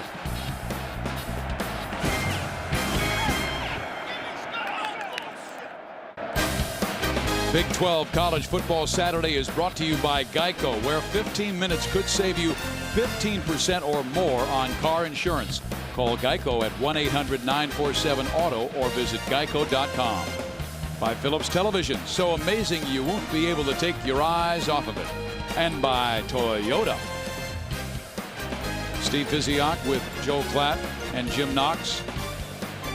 Joel, tell us why Bob Stoops was so upset on the sideline. Well, first of all, he's down 19-0, so he's upset about that. And then this substitution rule and the fact that the officials have to allow Texas A&M the opportunity to substitute when Oklahoma substitute. A moment ago, this is right before they were standing over the ball, and then they didn't have enough time to get the snap off. But Bob Stoops doesn't really have a case because OU had time. They just tried to audible. You got to snap it if there's still time left on the clock. So they burn one important timeout.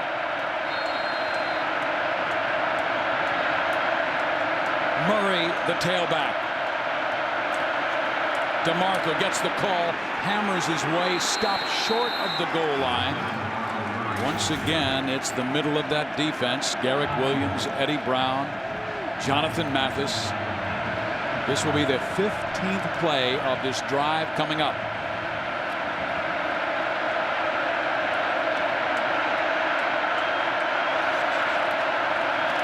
Murray dives. He is in for the touchdown. What an effort from the senior. DeMarco Murray scored more touchdowns in Oklahoma history than any other player. Up and over the line of scrimmage on the left side. Trey Millard with a great block, and then Murray goes up. And do you see how he extends the ball for just a brief moment and then brings it back into his body to protect it so he does not fumble? What an experienced run, a great play from the Sooners' best offensive player. His 61st career touchdown. Jimmy Stevens for the point after. 19-7, Sooners coming back at College Station, Texas. DeMarco Murray as Bob Stoops determined to get the ground game going. Finally, DeMarco over the top and in.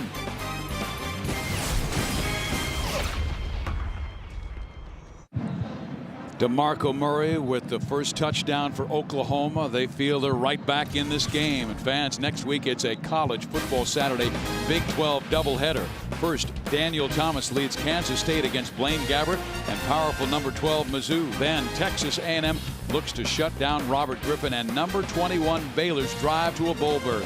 Who will rise and fall in the Big 12? The action kicks off at 12:30 Eastern, 9:30 Pacific. These two are a couple of the better players in this league. Blaine Gabbert playing very well. Daniel Thomas had that sensational start to the season, got slowed down a little bit as teams began to game plan him. But as Kansas State has gotten their footing a little bit, he's gotten on track, and that's their MO, is him running the football. So that should be an outstanding game. 71-yard drive, took 3:44 off the clock. Here comes Coriel Judy again. Last time he brought it back 100, and this time he is taken down to the 15-yard line. Let's go down to the sideline and Jim Knox. All right, see, this offense came to the sidelines. I guarantee you they have a different pep in their step right now. Landry Jones told his team, got to keep it going, guys, got to keep it going. And you're right, Bob Stoops told his team at halftime, we got to get the running game going to take pressure off Landry Jones and keep Von Miller out of the backfield. Travis Lewis also had his defense on the sidelines. He didn't allow anyone to sit down during that last series. The defense has to have a good stop right here. Looks like they're determined to do it. Jim, Oklahoma ran for only 10 yards in the first half. They ran for 33 on that last drive. Travis Lewis must lead the defense. He's the All-American candidate. Tannehill looking for swoop, instead goes, and the ball is almost picked off. It's juggled by number 1, the true freshman Tony Jefferson. What a hit by Nelson. Jonathan Nelson coming up from his safety position. Tannehill trying to go back across the middle, and how about the true freshman Tony Jefferson almost intercepting that ball with his right arm? I mean, that was an extremely athletic play, but credit Jonathan Nelson, not going too high, not leading with the head. Well, this time he ran into his running back and hands off the football and loss in the play. Jefferson again there. This is a guy they think is going to have a great future. Number 1, Tony Jefferson, true freshman from Chula Vista, California, just south of San Diego on that Mexico border. Tannehill spreads him out, still goes with the I formation. Play action. Swoop with the catch. Short of the first down. Let's see where they mark it. Ooh, they may have a measurement. Got a favorable mark. Very favorable mark there from the linesman on the far side, calling for the first down. Nice strike delivered from Ryan Tannehill, stepping up in the pocket and delivering a nice ball there. This is a guy who set the school record last week for passing in a single game with 449 yards in his first start. Ryan throws right, completes the pass. McNeil is out of bounds. There's the other number 5, as we saw Coriel Judy take it back 100 yards for a score. There is a flag. Yeah, got a flag on the play. They're going to get the sophomore Wachaku from Allen, Texas on the pick offense, play. Number 7, half the distance to the goal. First down. This is going to be offensive pass interference. They're trying to run a crossing route here on the near side, and Wachaku, who was on the outside, he goes down to pick the OU defender, and he gets way too physical. The ball is thrown past the line of scrimmage, and that's going to be called all the time. And now it puts you in a terrible situation if you're Texas A&M. 10th penalty against Texas A&M. The Sooners have been penalized just twice, and if they continue that would be back-to-back weeks for the Sooners with only 2 penalties in a game. They only suffered 2 in their win over Colorado 43-10 last week. 1st and 23. They rush 4. Intercepted. Jamel Fleming with his 2nd interception of the game and number 4 this year. It's a bad read from Ryan Tannehill. On the outside, OU is doing everything they can to bracket Jeff Fuller. One over the top, one underneath. Fleming does his job. He releases Fuller towards the safety, Quentin Carter, and he sits underneath, and the ball comes right to him. Lets it get to his pads, but great reaction to get that ball, and now a short field for OU. 2nd turnover, both on interceptions. The pass thrown intended for Kenny Stills. It is incomplete. Jones took them on a 3-minute and 44-second drive. The last possession now with a short field from the 26. They'll run, and there's the Aggie defense led by Sean Porter and Jonathan Mathis. Boy, that front has played so well, but now Texas A&M trying to run players on the field. They've gotten in trouble with this early in the game, but in this situation on 3rd down, it's been Miller time with Von Miller. He's at the top of your screen, rushing against the right tackle.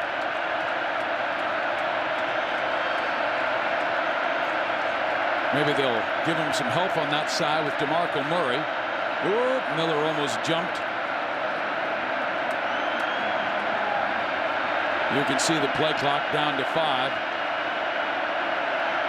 They get it off in time. Jones in trouble, has to wing it to the right. Incomplete, intended for Trey Franks. So it's 4th down. Von Miller was actually blocked very well on the outside there by Jarvis Jones, but then Landry Jones runs into him. He runs to Von Miller's side, and that's why Von Miller looked like he had some pressure on them. Jones has got to sit in the pocket and try to get that ball down the field because there was no one forcing him out of the pocket. Happy feet there for Landry Jones on 3rd down.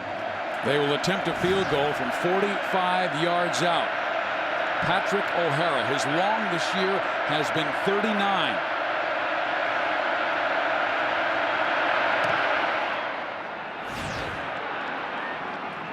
Got it. 10 unanswered points in the 3rd quarter by Oklahoma. They're within 9 of Texas A&M. So the interception results in 3. Patrick O'Hara's longest field goal of the year holds the Sooners within 9. Aggies leading 19-10 with 8:25 left in the 3rd quarter. Now let's take a look at the Lot Impact Player of the Week presented by Acura. It goes to Sam Acho, the Texas Longhorn senior defensive end. This guy's been fantastic on the field, as you can see by those numbers, but his story in the classroom, off the field, going back to his native land, Nigeria, with his brother, bringing shoes, food. He's been remarkable. Special kid. Got some time with him last week. In fact, went to the Children's Hospital with Sam last week on Friday before their game with Baylor and got to know him a little bit. Sensational kid going to Nigeria, like you said. They're trying to expand that trip now as time goes on. So for what he does on the field, he's a great player, but what he does off the field is even more impressive. Texas, meantime, is losing to Kansas State 24-0. That has been shocking. And oh, what a hit for Oklahoma. And that was Miller, the fullback, as we take a look at the BCS rankings. Brought to you by ZMAX. Number 1 Oregon won today. Auburn has a 10-0 record this year. TCU. Big win today, yeah. TCU with at a Utah. huge win. And think about the points that they're going to get for that win at Utah. If Utah continues to keep winning, and here's the Big 12 schools, the rest of them that are still in the BCS. Oklahoma State with the big win today. Baylor falling to Oklahoma State, so they'll definitely fall. End of the year, that Sooner Cowboy matchup is going to be awfully good. Oklahoma ends the year at Baylor and at Oklahoma State. Stacy McGee on the tackle. TCU right now with Alabama, who is the nearest BCS level school. You know, if Auburn is to fall, TCU will find itself in that championship game. The Horned Frog faithful have got to be awful happy about that. Pressure on Tannehill, has to throw it quickly. Swope with a short gain to the 20-yard line, where Tony Jefferson was blitzing off the edge to get to Tannehill, and Nelson on a nice tackle. Tannehill takes a shot here.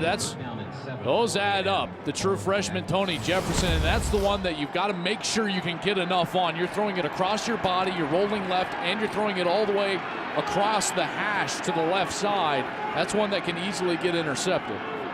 Looks like they want a blitz from the right side again. Yeah, they blitzed all night on third down. They've continued to stay with that from Brent Venables. I expect to see at least 5 or 6 guys coming. They bring just 3. Tannehill steps up. And Ryan almost has it intercepted again. This is the maturation process of a young quarterback. Yes, he has a lot of experience as a player on the stage as a wide receiver, but these are the throws you can't make. You're in your own red zone, you're under duress, you can't force the ball down the field late when you're in the arms of a defender, especially with the speed and athleticism on the outside for OU. Gerard Johnson, he's taking a lot of snaps. You would know that. That's a ball that's got to go. Just throw it away. Throw it in the stands. You're outside of the pocket, which is completely fine at that point. Johnson was the guy replaced. I mean, he has the school record passing over 8,000 yards. But in the Kansas game, played the first half and played well. They went to Tannehill, who's had a remarkable 6 quarters after that. Here goes Broyles down the right sideline. Ryan inside the 35-yard line. Ryan Broyles gets loose on the punt return. Bob Stoops was hopefully expecting this week. He told us on the call, we got to get this guy going on the punt return. He's one of the dangerous guys in the country, an All-American punt returner. And great job by the OU return team. They had chances to block in the back and yet didn't. They were patient enough to see the front of the jersey, and then Ryan Broyles gets down. And how about the field position for OU? Texas A&M just handing them great field position so far in the second half. A 31-yard return, the longest against the Aggie special teams this year.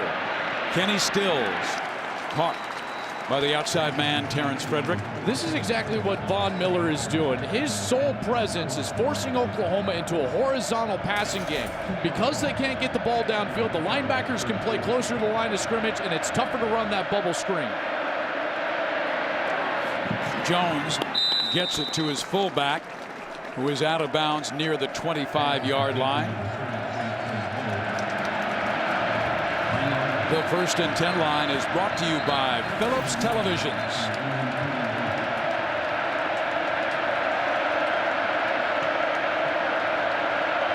And football at the 31.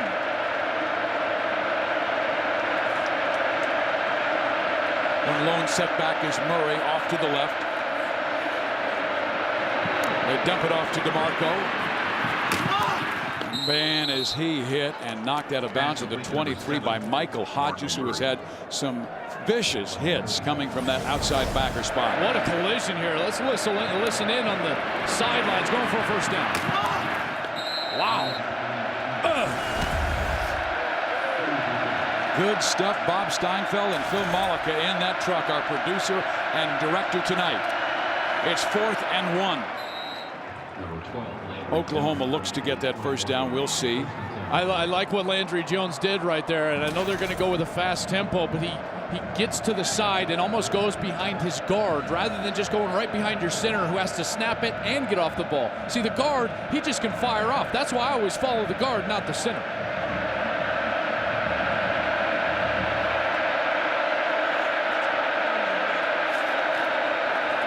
Back to the ground they go, and Murray hammers his way to the 16-yard line, a gain of 5. And they're getting after it on the ground now after only gaining 10 yards in the first half. Well, and it's what's been successful for them as well. That's why they're sticking with it. Back to Murray. He dives forward near the 12-yard line. Let's see where they mark it. They need to get to the 11-yard line for a first down. Garrett Williams, the middle linebacker, cut him down.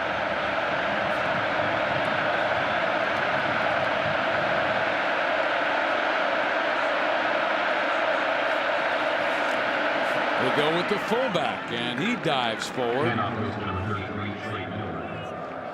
How about the crucial carry that the true freshman gets for a first down? This is how you know they have a lot of faith in this kid. And Trey Millard comes up with a huge first down right there. They throw it to him, they give it to him in the backfield. Bob Stoops has all the faith in the world in the young fullback. A&M defense usually strong against the run.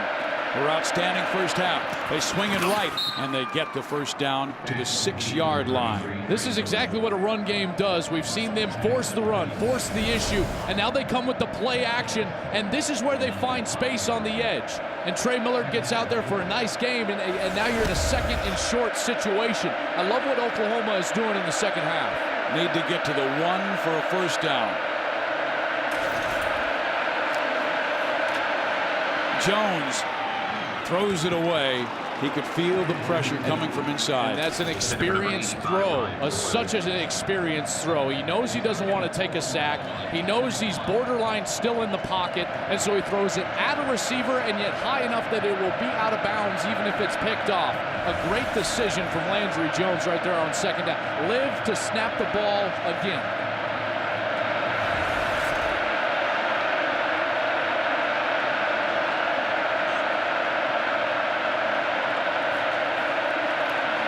Here comes Miller.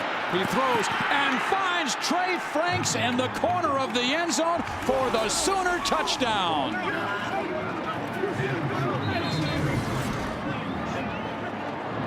Cadets are stunned right now here at Kyle Field. What a concept. I mean, that was a great play design. And Landry Jones executed that perfectly from the quarterback position, as well as Trey Franks, the true freshman from Orange, Texas, executes the shake route perfectly.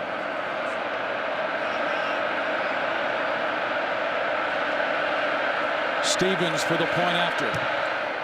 And all of a sudden, it's a 2-point game. At one time, A&M led 19-0 in the third quarter.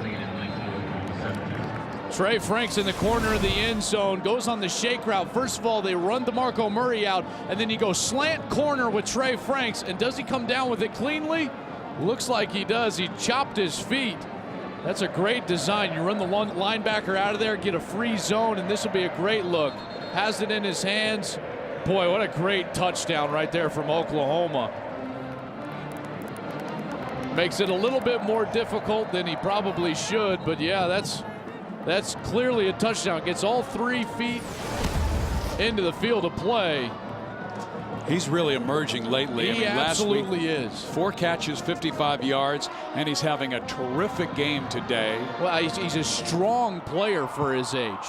He's one of the strongest guys pound for pound on the team. He's also very fast. He was a Texas sprint champion. And so he gets to this team, and Oklahoma historically has great speed. And Bob Stoops said, hey, Trey Franks might be our fastest guy. And we've called his name a lot tonight. They are relying on their young players as much as any good team in America right now. Now Mike Sherman has to dial up Texas A&M.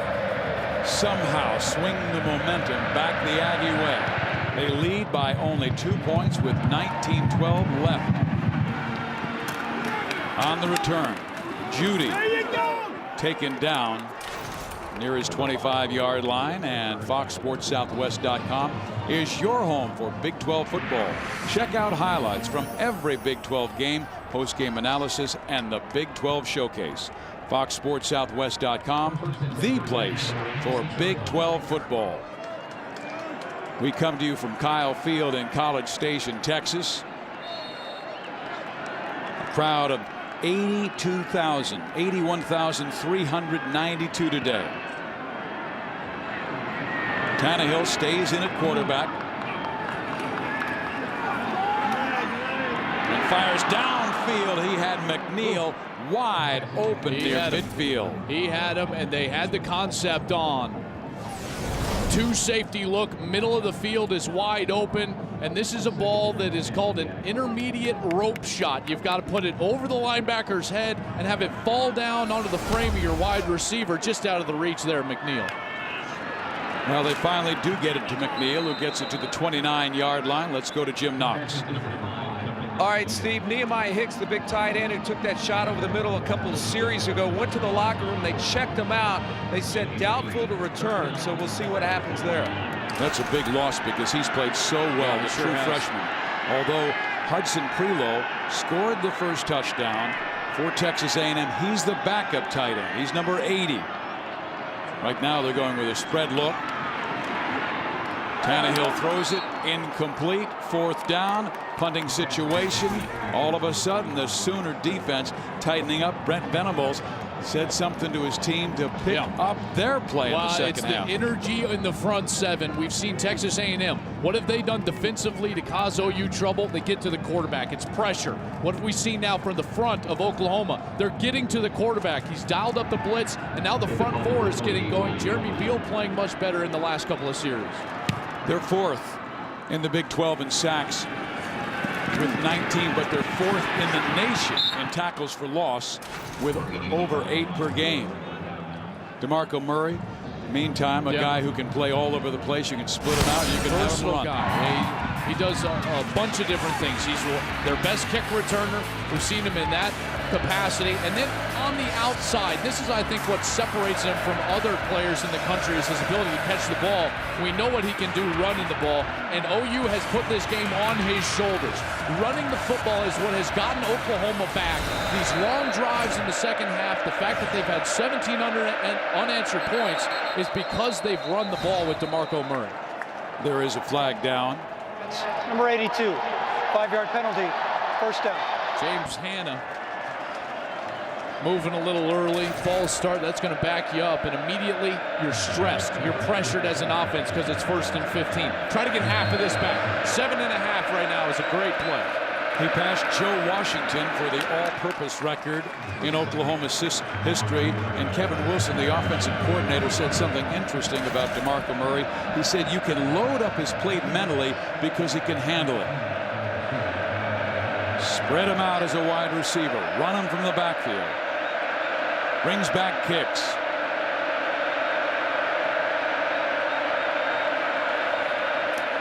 Pressure on Jones. Tries to run away. And is out of bounds near the 30-yard line. It'll be 3rd and long. Eddie Brown was the man chasing him with Spencer Neely. And Spencer Neely's father, I used to watch as one of the great rebounders in Big 8 history at Kansas State. Spencer's coming out. But your dad's proud of you, Spencer.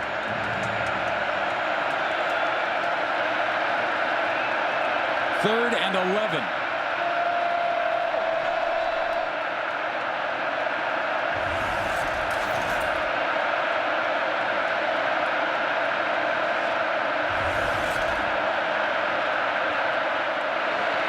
Look at the blitz, and Jones has to throw it away and live to fight another day. They're going to talk about this. The linesman's running over to the head official, the white hat. They're going to talk about receivers in the vicinity. He was in the pocket. You can't just chuck that ball out of bounds.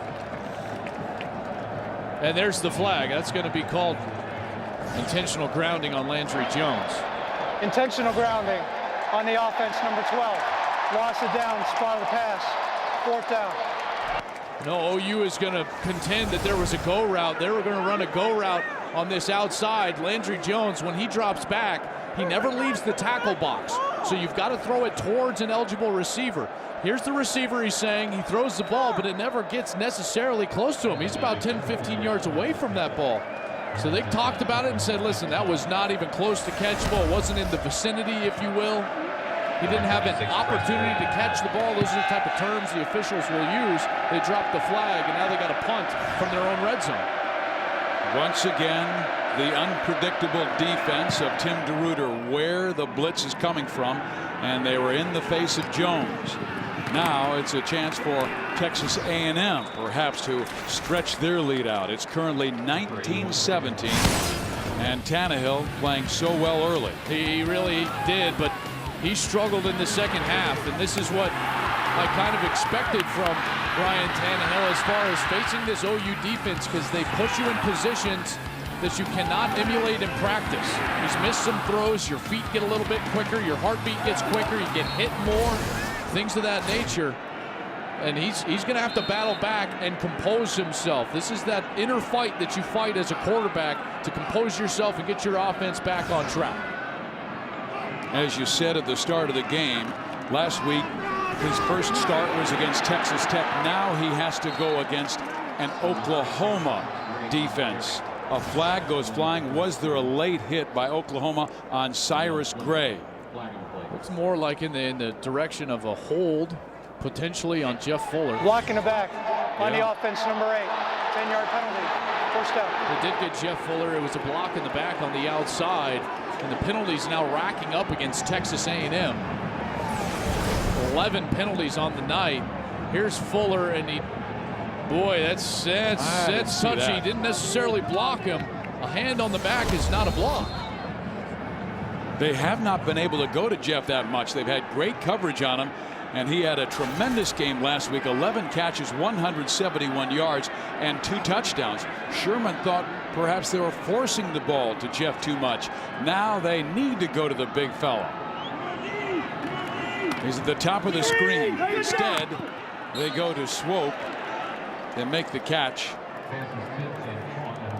He has the school's touchdown record with 11 and 4 games to go. Well, this is a guy that they need, and he has not gotten the opportunities tonight. 11 touchdowns this year. He's the all-time touchdown leader as far as receivers, career TD receptions in A&M history. And OU's done a great job. You see, they always have a high safety over him and a flat player playing 2 over the top of Fuller.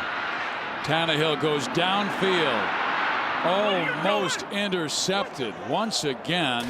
A crazy throw by Tannehill, and Hurst almost picked it off. And Mike Sherman was not happy on the sidelines.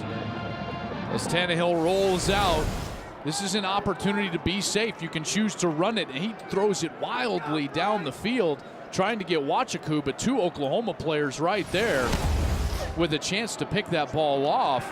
And the turnover bug is what has affected A&M so much this year. And Gerard Johnson sitting there on the sidelines, the all-time leader in passing yardage at this school. Tannehill sacked back at the 19-yard line. Alexander with the sack.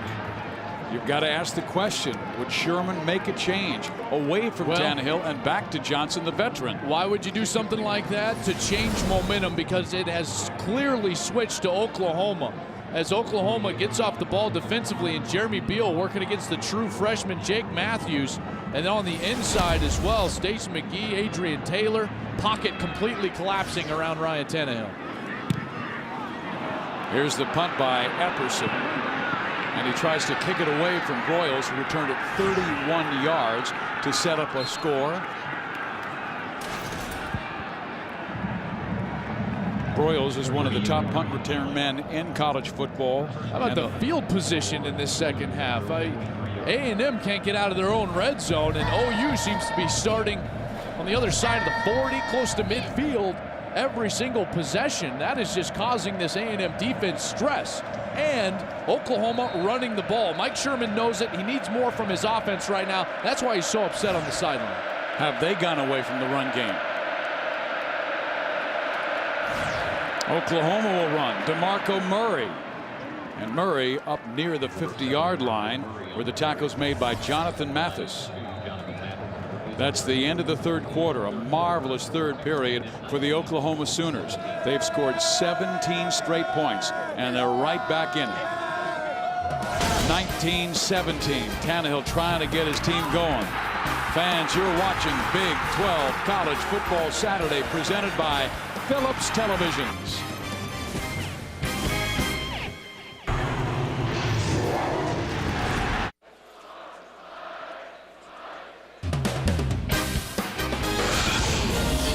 Big 12 College Football Saturday, presented by Phillips Televisions, and our DirecTV game summary: 17 straight points by Oklahoma. And they've done it running the ball, and that's the way Oklahoma has gotten back in this game. Defensively, they've created pressure on Ryan Tannehill. That's why you see his second half numbers drop off so drastically. 4 of 10 for only 11 yards in that interception. And really, Oklahoma has had chances for a couple of other interceptions as well. So the Aggie faithful get into it. And I've heard rumors that this press box sways and moves. I thought, there's no way. It was moving during that break. Do you know this press box is the highest elevation between Dallas and Houston in this corridor? I know. I think I saw it from Dallas. There we are. I mean, you see it from a long distance as you head this way. They give it to Murray. And DeMarco with another healthy gain to the 45-yard line for a first down. And Von Miller is down right at the 50-yard line, grabbing at his left leg. That's the ankle that he had a high ankle sprain on earlier in the year. And for the first time, he's been healthy. And immediately you sense the air going out of this stadium as their best player is lying on the 50 as OU came back with 17 unanswered there in the third quarter. We'll be right back.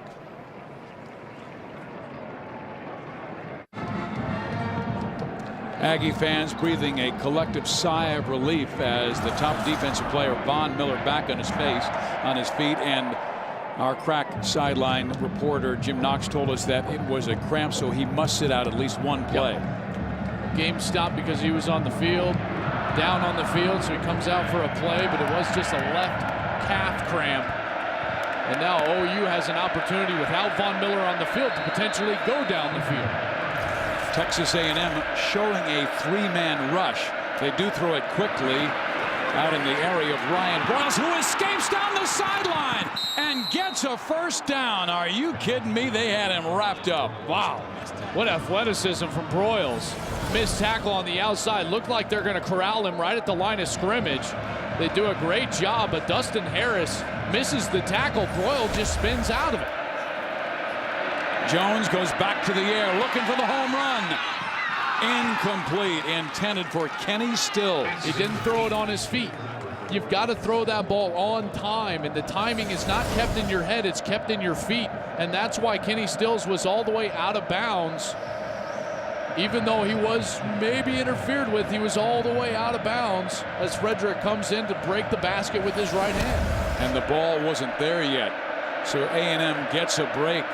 No foul call. 2nd and 10.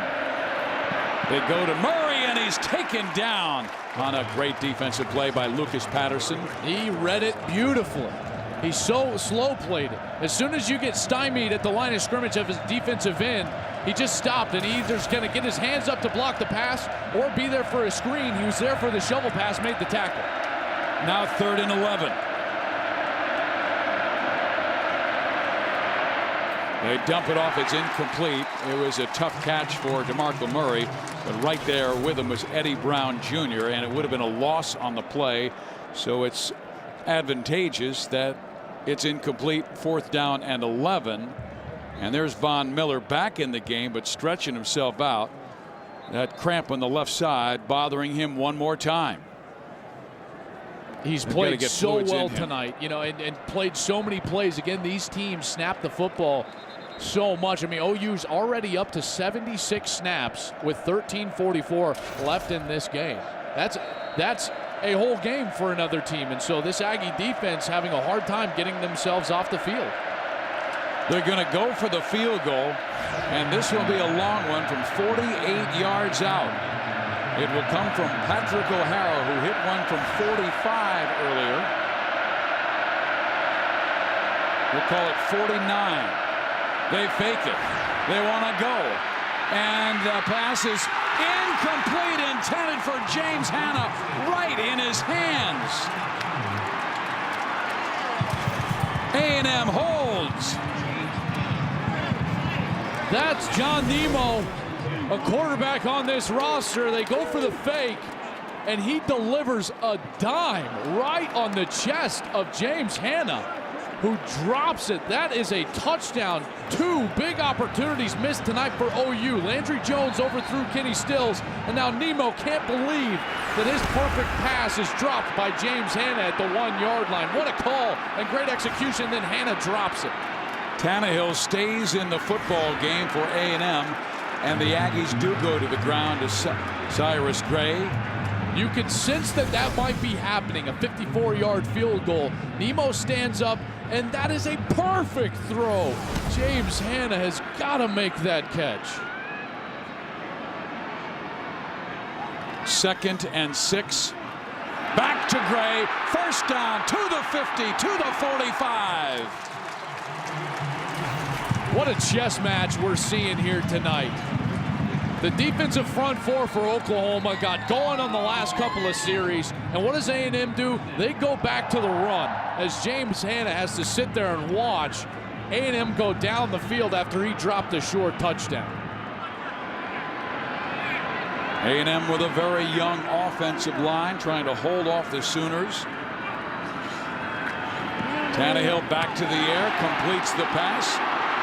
This is Wachiku. He's got another first down near the 30-yard line where Jamel Fleming had to make the tackle. So Tannehill bouncing back after a rough third quarter. And Wachiku, Jeff Fuller, excuse me, is the man down. Number 8, Jeff Fuller. We'll check his injury for you when we come back.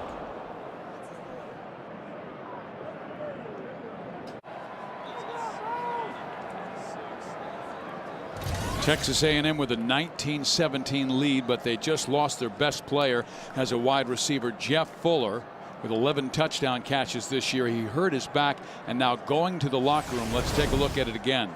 As Wachiku was running to the middle of the field, Fuller's trying to get a block on Hurst and just gets rolled up on. I mean, I'm just thankful he wasn't rolled up on from the side, because that's when you talk about knees, but he's reaching for his back as he gets kind of bent backwards as the guy's on the back of his legs. Let's hope he is okay for A&M's sake and that he can get back in the game. Von Miller, their other great defensive player, he's been suffering from cramps, so A&M now in a little bit of a battle of attrition with OU. With all these snaps that we talked about, these two teams snap the football more than any other college teams in the country. 690 snaps coming into the game for A&M, 687 for OU.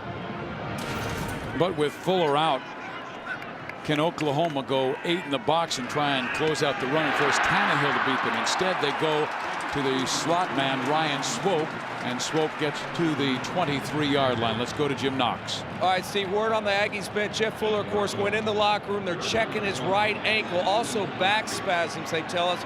Return probable. Also, Von Miller continues to be hindered by those cramps. You know those cramps will linger all game long. He just has to hydrate, but it's too late now, guys.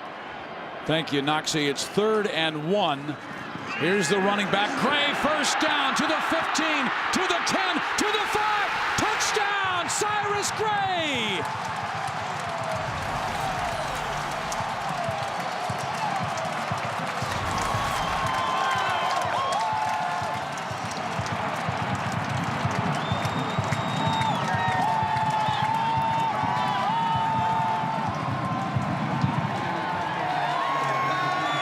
What a great run. A&M abandoned the run game for a few series in the third quarter, and it came back to haunt them. OU ran off 17 points.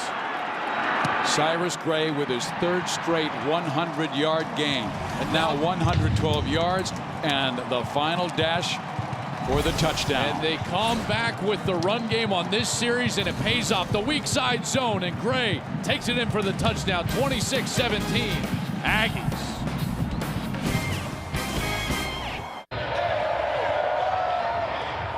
The Cadets and Reveille feeling pretty good about a Texas A&M 26-17 lead. Now let's take a look at our Toyota playbook. Yeah, our Toyota playbook will show us that Texas A&M is going to get the double team up to the linebacker and seal him off, creating a big alley for Cyrus Gray to run on the weak side. Then Jamel Fleming does not make the tackle as the quarterback doesn't get off his block, misses a tackle. Not great effort from OU, and Gray spins all the way into the end zone for our Toyota moving forward playbook. 112 yards rushing now for Cyrus Gray on 19 carries. They're 5-0 when they have a 100-yard rusher, and somebody had to step up when Michael went down with a leg injury. Fuller is back on the field, warming up along the sideline. Jim Knox told us that he did have back spasms, went inside with the trainer, now back out. And Texas A&M has a 2-possession game. Here comes Oklahoma. DeMarco Murray. Cutting to the outside. Murray to midfield. out of bounds near the 40-yard line. Well, the Sooners needed a big play. They got it from DeMarco. Well, they've needed him all game long. Very smooth on the kickoff return. He almost looks like he's gliding. The patience waiting for the hole. That's what every great kick returner needs. And then once you find it, you got to have the burst and explosiveness to get going.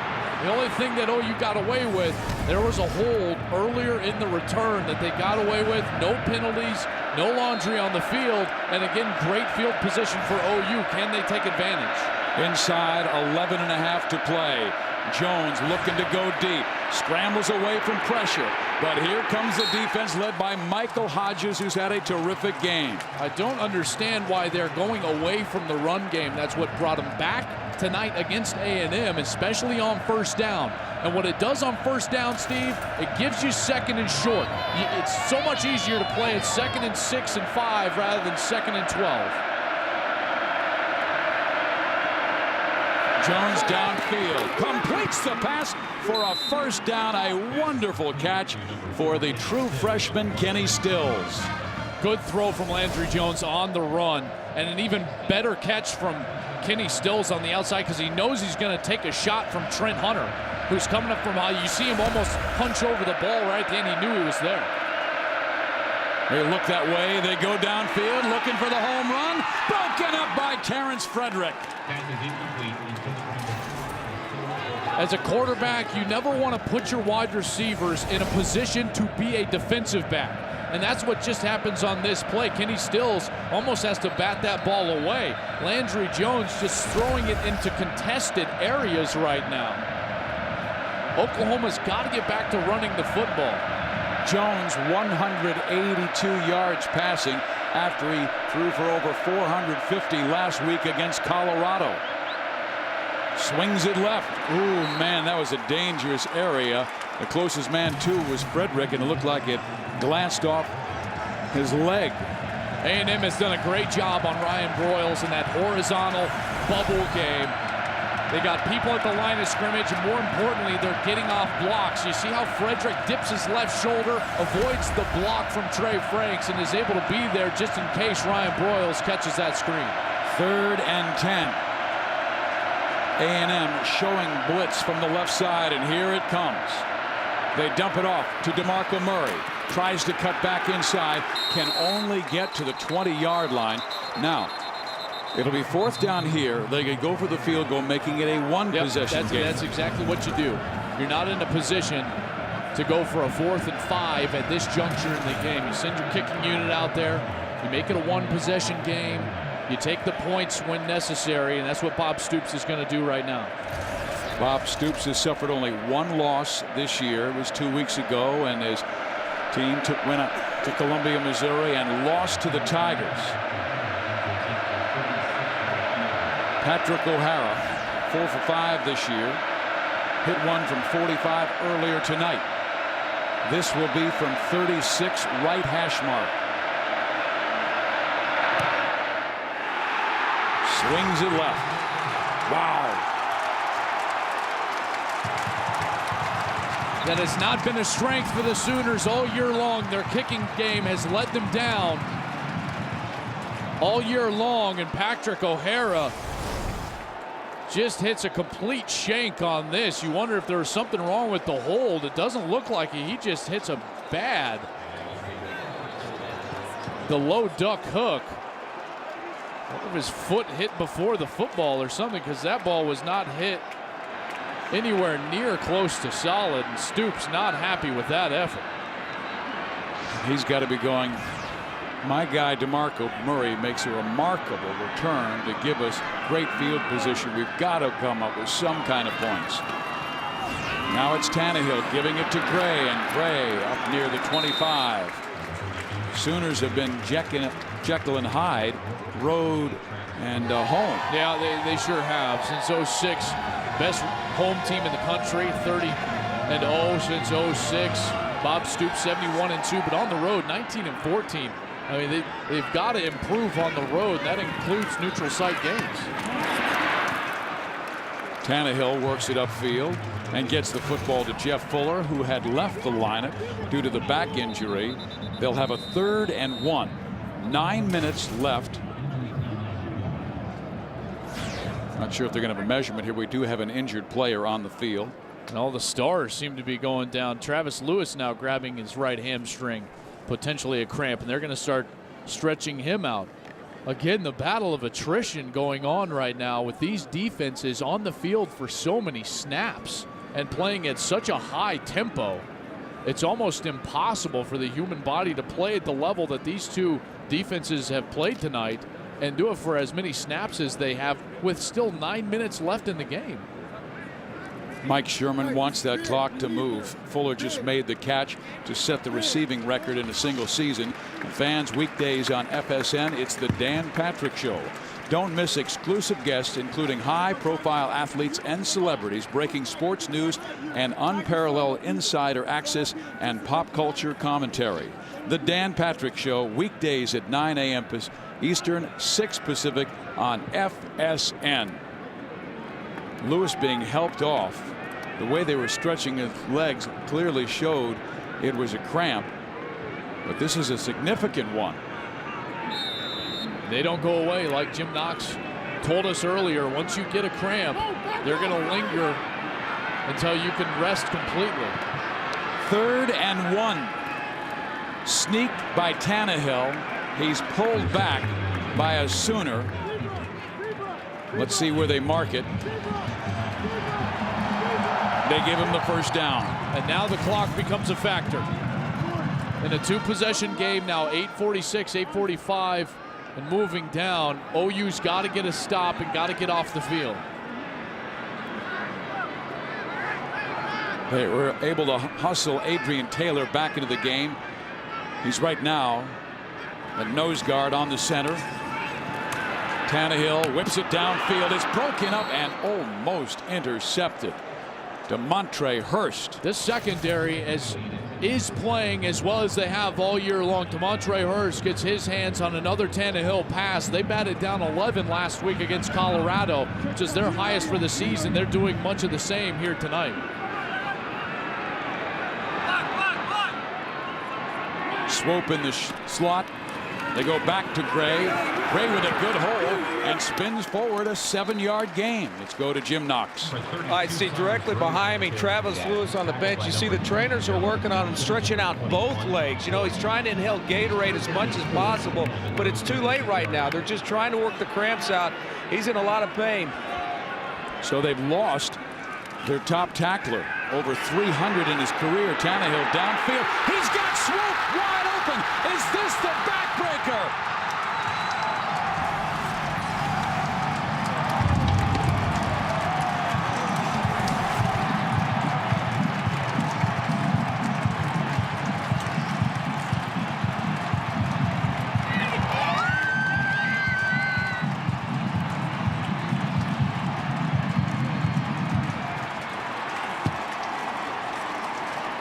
A broken coverage from OU leads to Swope being wide open down the middle of the field.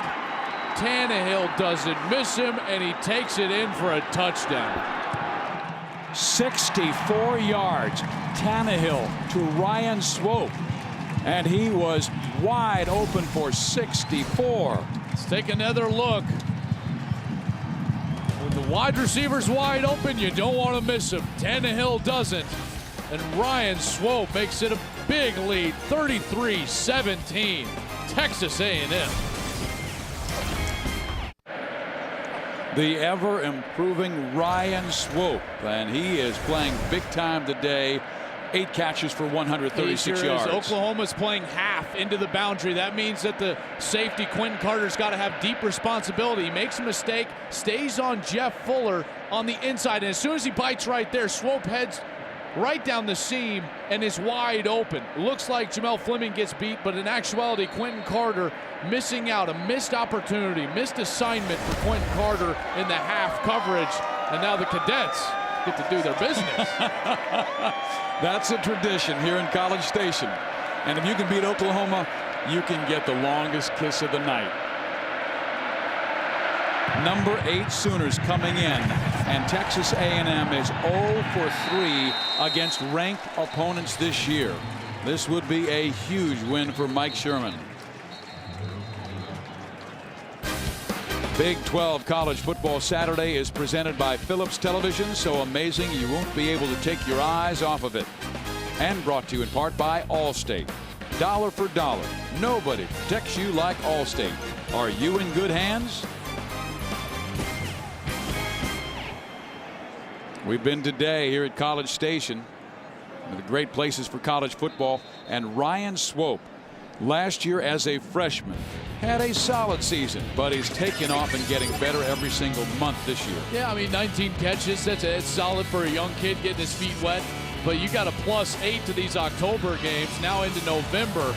8 catches for 136 tonight and a touchdown. He's just been an absolute great addition to what Texas A&M does offensively. Clearly their #1 option is Jeff Fuller, but Oklahoma has done a great job on Jeff Fuller. That's why I think Quentin Carter bit on Jeff Fuller's inside route from his outside position. He was #1 on that touchdown. He runs an inside route, Quentin Carter stays down, and Swope gets that vertical seam and runs for a touchdown. But boy, the 12th man is into it, the Aggies are into it, and they got the big lead, 33-17. There's offsides in the kicking team, so Texas A&M will kick off from the 25. Short kick. Oklahoma will have it at the 39-yard line with 7:45 left. Hanna taking it, but still down by 33-17. And that guy flew out there to get that kicking tee and flew back to the sideline.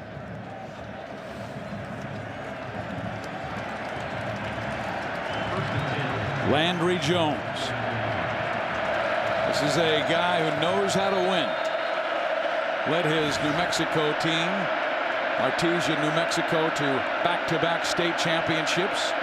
Opened this year 7-1. Goes underneath to Ryan Broyles, who's kind of grabbed by the collar and taken down by Michael Hodges. They're used to going fast, but they're going to have to go ultra fast now. With this deficit, they got to get this ball in the end zone before 5 minutes. Trailing by 16. First down at the 43-yard line, because if they score, they're going to go for 2. Then they need to score and go for 2 again just to tie things up. Exactly. You need all the time that you possibly can. There's got to be a sense of urgency, but you can't panic. You still have to execute. Flag goes flying. Legal substitution on the defense. 12 men on the field when the ball snapped. 5-yard penalty. First down. Texas A&M trying to run people on and off the field, and they have to have a sense of urgency. I believe that was Porter who got caught still on the field. Sean Porter, number 10, trying to get off to the sidelines and didn't quite get off the field. OU snapping the football with tremendous pace right now. If A&M can win, it will be in spite of 13 penalties. Jones with a 1st and 5. Catch made by the true freshman Trey Franks.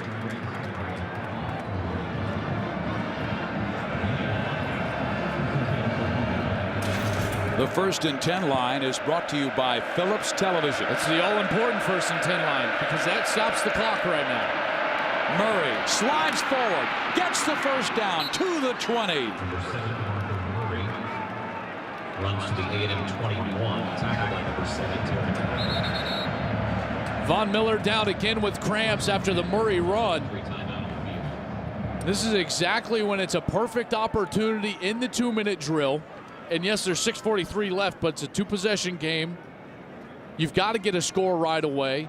It's the perfect opportunity. The defensive ends are racing upfield. They got their ears pinned back. You hand the football off, you can crease the defense and get an easy first down and stop the clock. It's as good as a pass in that situation. But one more time, Miller's going to have to come out for at least one play. And this is twice this has happened to Von Miller. Excuse me, 3 times it's happened to Von tonight. But it tells you the intestinal fortitude of these athletes to compete despite the pain. That was the 86th snap of the game for Oklahoma. Von Miller has been on the field for most of them, and he's been a force for most of them. You talk about maximum effort for close to 84, 83 snaps in the game. racing upfield, pinning your ears back, trying to rush the quarterback. That's tough to do, and now his body is taking the toll.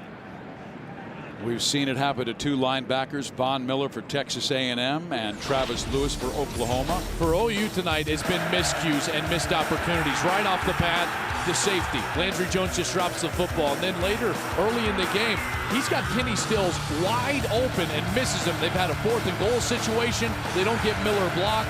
And then the poor attempt, or excuse me, first it was the fake field goal right in the hands of James Hanna. He drops it, and now the field goal that was shanked by Patrick O'Hara. So OU has shot themselves in the foot. Texas A&M, Steve, they've shot themselves in the foot as well with the penalties at some key situations. So two teams trying to win despite themselves here, and A&M in position to do so. You have to admire the effort from Von Miller, who is spectacular in the first half, in the face of Landry Jones every play. Great. I mean, just great game from Von Miller. First down at the 21. Jones very quickly to DeMarco Murray, who gets out of bounds at the 15.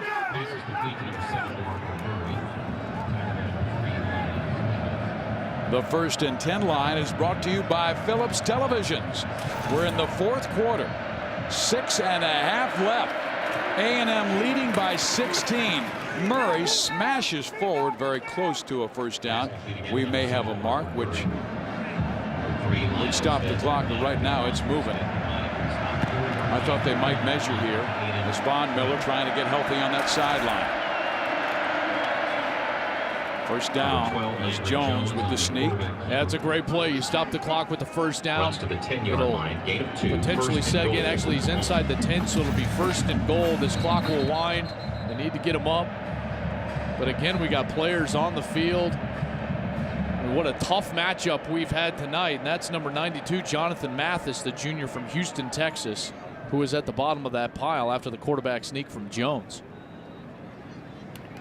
This has been a heck of a ball game, and Texas A&M trying to become bowl eligible with a victory. And the Big 12 has 5 teams already bowl eligible. Make it 6 with Kansas State's win over Texas today. That was the Wildcats' 6th win. Iowa State close to getting that win over Nebraska. Paul Rhodes going for the 2-point conversion in overtime. That would have been their 6th win. And then you've got the South that Bob Stoops is trying to win. But right now it's ruled by Oklahoma State after impressive victory over Baylor today. And there it is, the Cowboys right now at 4-1 and 8-1 overall. Texas A&M creeping up those standings. You look at their opportunities that they've got late in the year now with the visions of going 3-2 within the conference. So this conference definitely getting interesting as Jonathan Mathis, the junior college transfer from Blinn Junior College, leaves the field. A lot of backups on the field right now for Texas A&M. This has been a tough battle for the Aggies defense. Blitz coming from the inside. No, they'll rush 3 and they'll drop the 2 backers. Then they get the football to Ryan Broyles, who dives forward to the 5-yard line. Ryan Broyles just tied the Oklahoma career receptions mark. How about that? This is where you got to make a play. Red zone, you got to score a touchdown. You got to do it quick as a quarterback. You got to make a throw right now. They give her the football to the running back, to DeMarco Murray, who hammers his way to the 1-yard line and almost into the end zone. They say he was down inches short. Coach Stoops saying, hurry up, guys, to that line of scrimmage, get in that end zone.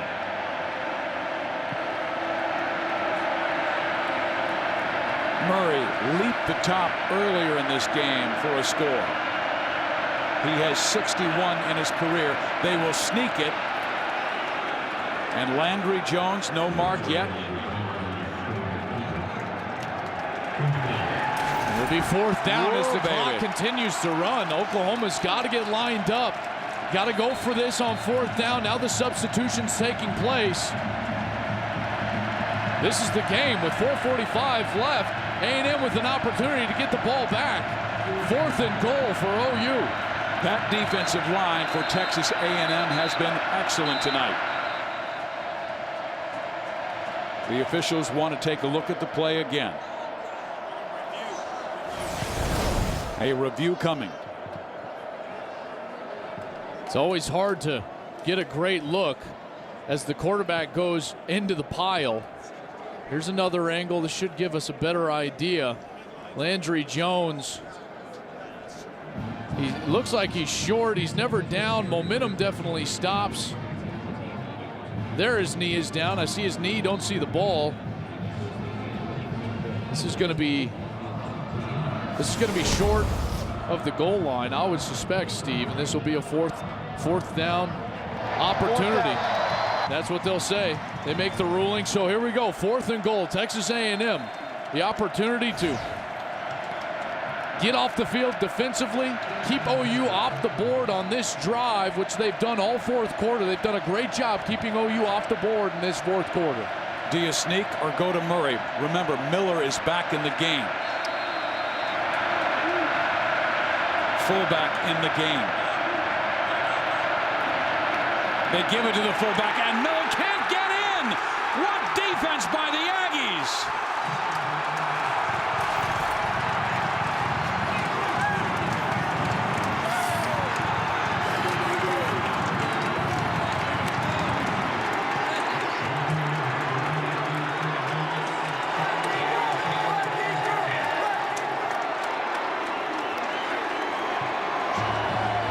What a stop for Texas A&M.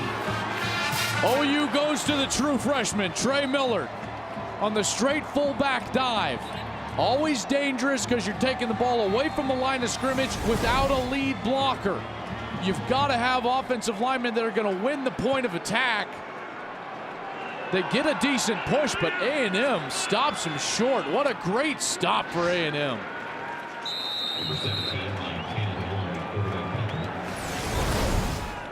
Here's another angle. You take a look, and he is clearly stopped short. What an effort from this defense tonight. They have played a great game for Texas A&M and Mike Sherman. Tim DeRuyter has got to be thrilled with his starting 11, some of the backups who've gotten in.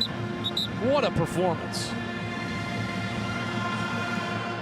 Arizona State will take on USC. That's our next game on Fox Sports Net. The sneak by Tannehill. A 16-point lead by Texas A&M. Second charge in the second half. 30 seconds.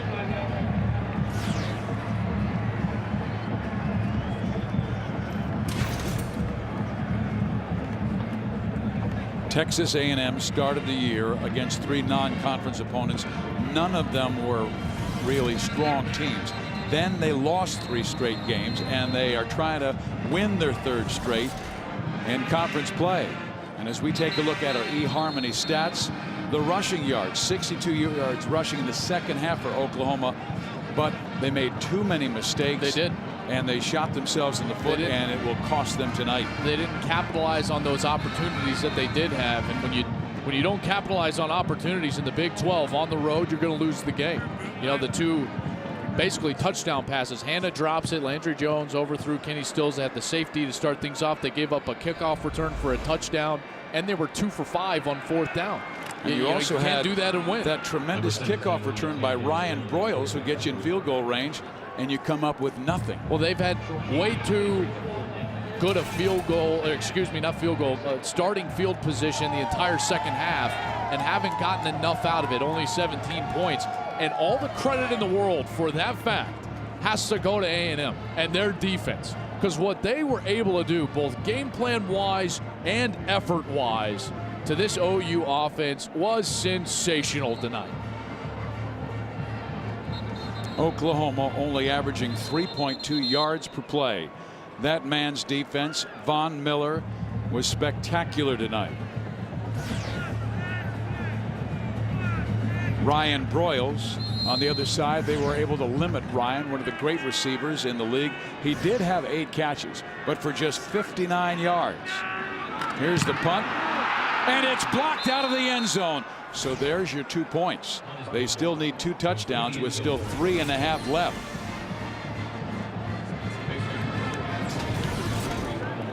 They needed that to be recovered. They did not need that to just be a safety. I don't know why you wouldn't be foot to foot inside your own 5. You're allowing guys to run directly at your punter through the A gaps, which is the shortest distance to your punter. I've never understood that. You got to go tight punt inside the 5-yard line. Epperson takes way too long. He pauses and gets the punt blocked.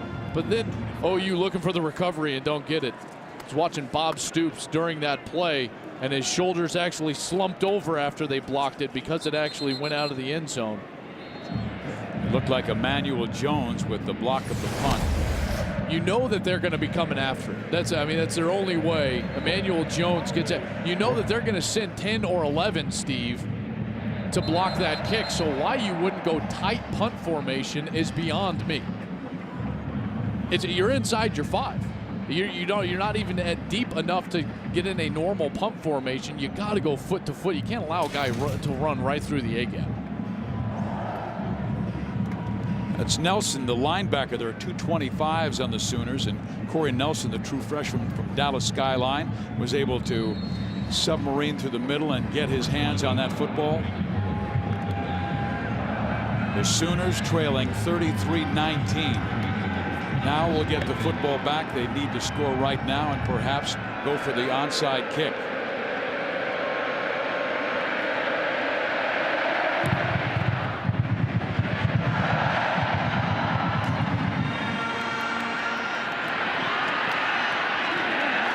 Trey Franks brings the football back just past the 30. So once again, great coverage by the special teams for Texas A&M.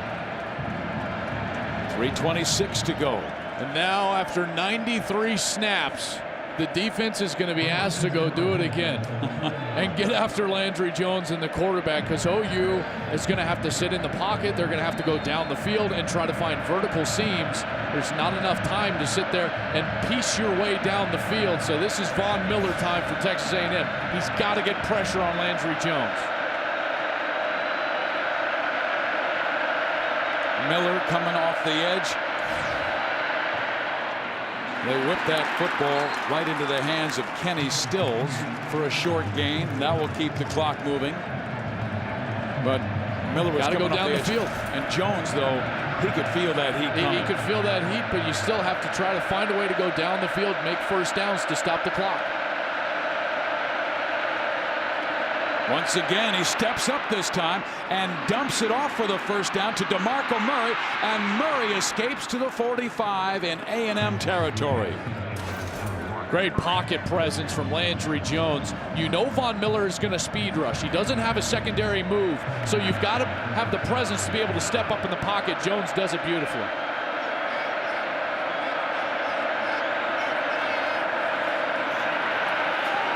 They're trying to go deep. It's incomplete. Clock stops with 2:36 remaining in this football game. It will be second down and 10 yards to go. I've always found that a great play in this scenario is the deep out route or a stop route at about 18 yards, because the secondary, primary in their mind is they don't want to get beat deep. So you get on their toes, you force them to backpedal, stop right there at 18 yards, you deliver the ball for a first down, and you can get out of bounds.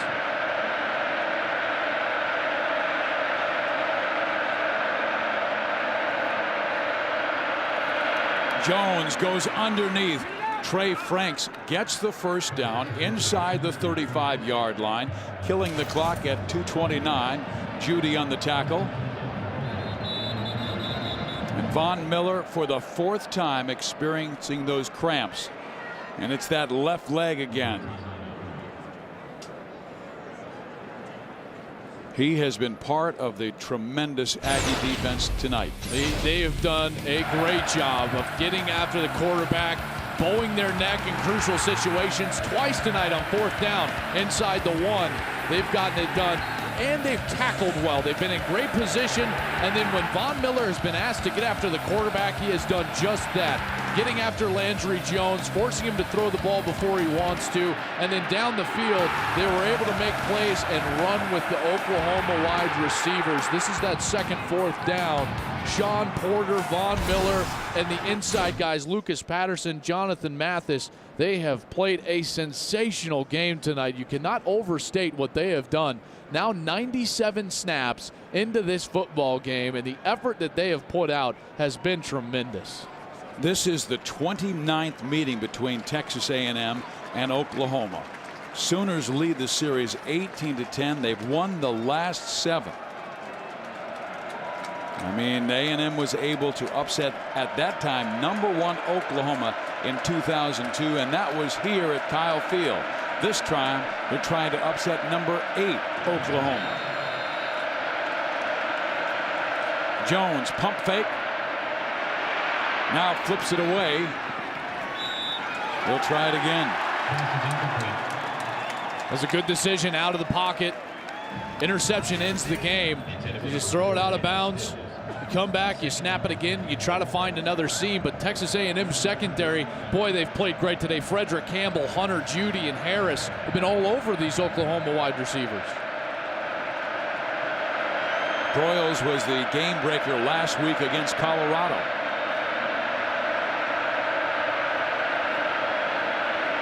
He looked to Murray, now swings it to Murray, but over his head.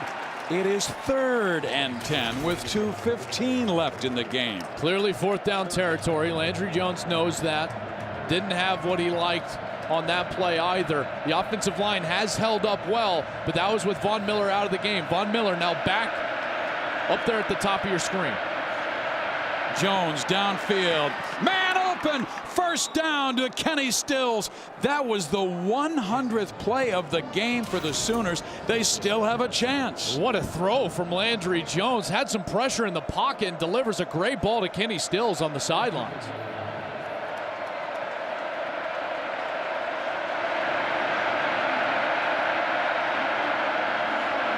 Broyles slot right side. Downfield he goes, incomplete, looking for Ryan in the back of the end zone, but they had 2 Aggies covering him. A moment ago, Landry Jones running towards the throw, and Kenny Stills finds the hole against cover 2, that dead area between the corner and the safety, and he started to sit down for Landry Jones. That's what allowed the completion. James Hanna is the tight end on the right side. A lot of times they'll forget about Hanna because of the talented wide receivers. Well, Hanna has 7 catches coming into the game, and 5 of those were for touchdowns. Instead, they give it to Murray. He tries to blast the left side and taken down at the 3. What a great defensive effort again, because OU's having to take too much time now inside the 5, trying to speed up the pace of the game, but Texas A&M not allowing them in the end zone. Murray again taken down. It's 4th down and goal. Can you believe this? I don't understand the run calls, Steve. It's allowing the clock to run. You haven't been successful running the football inside the 5 all night. They run it again to Murray. He's stopped again.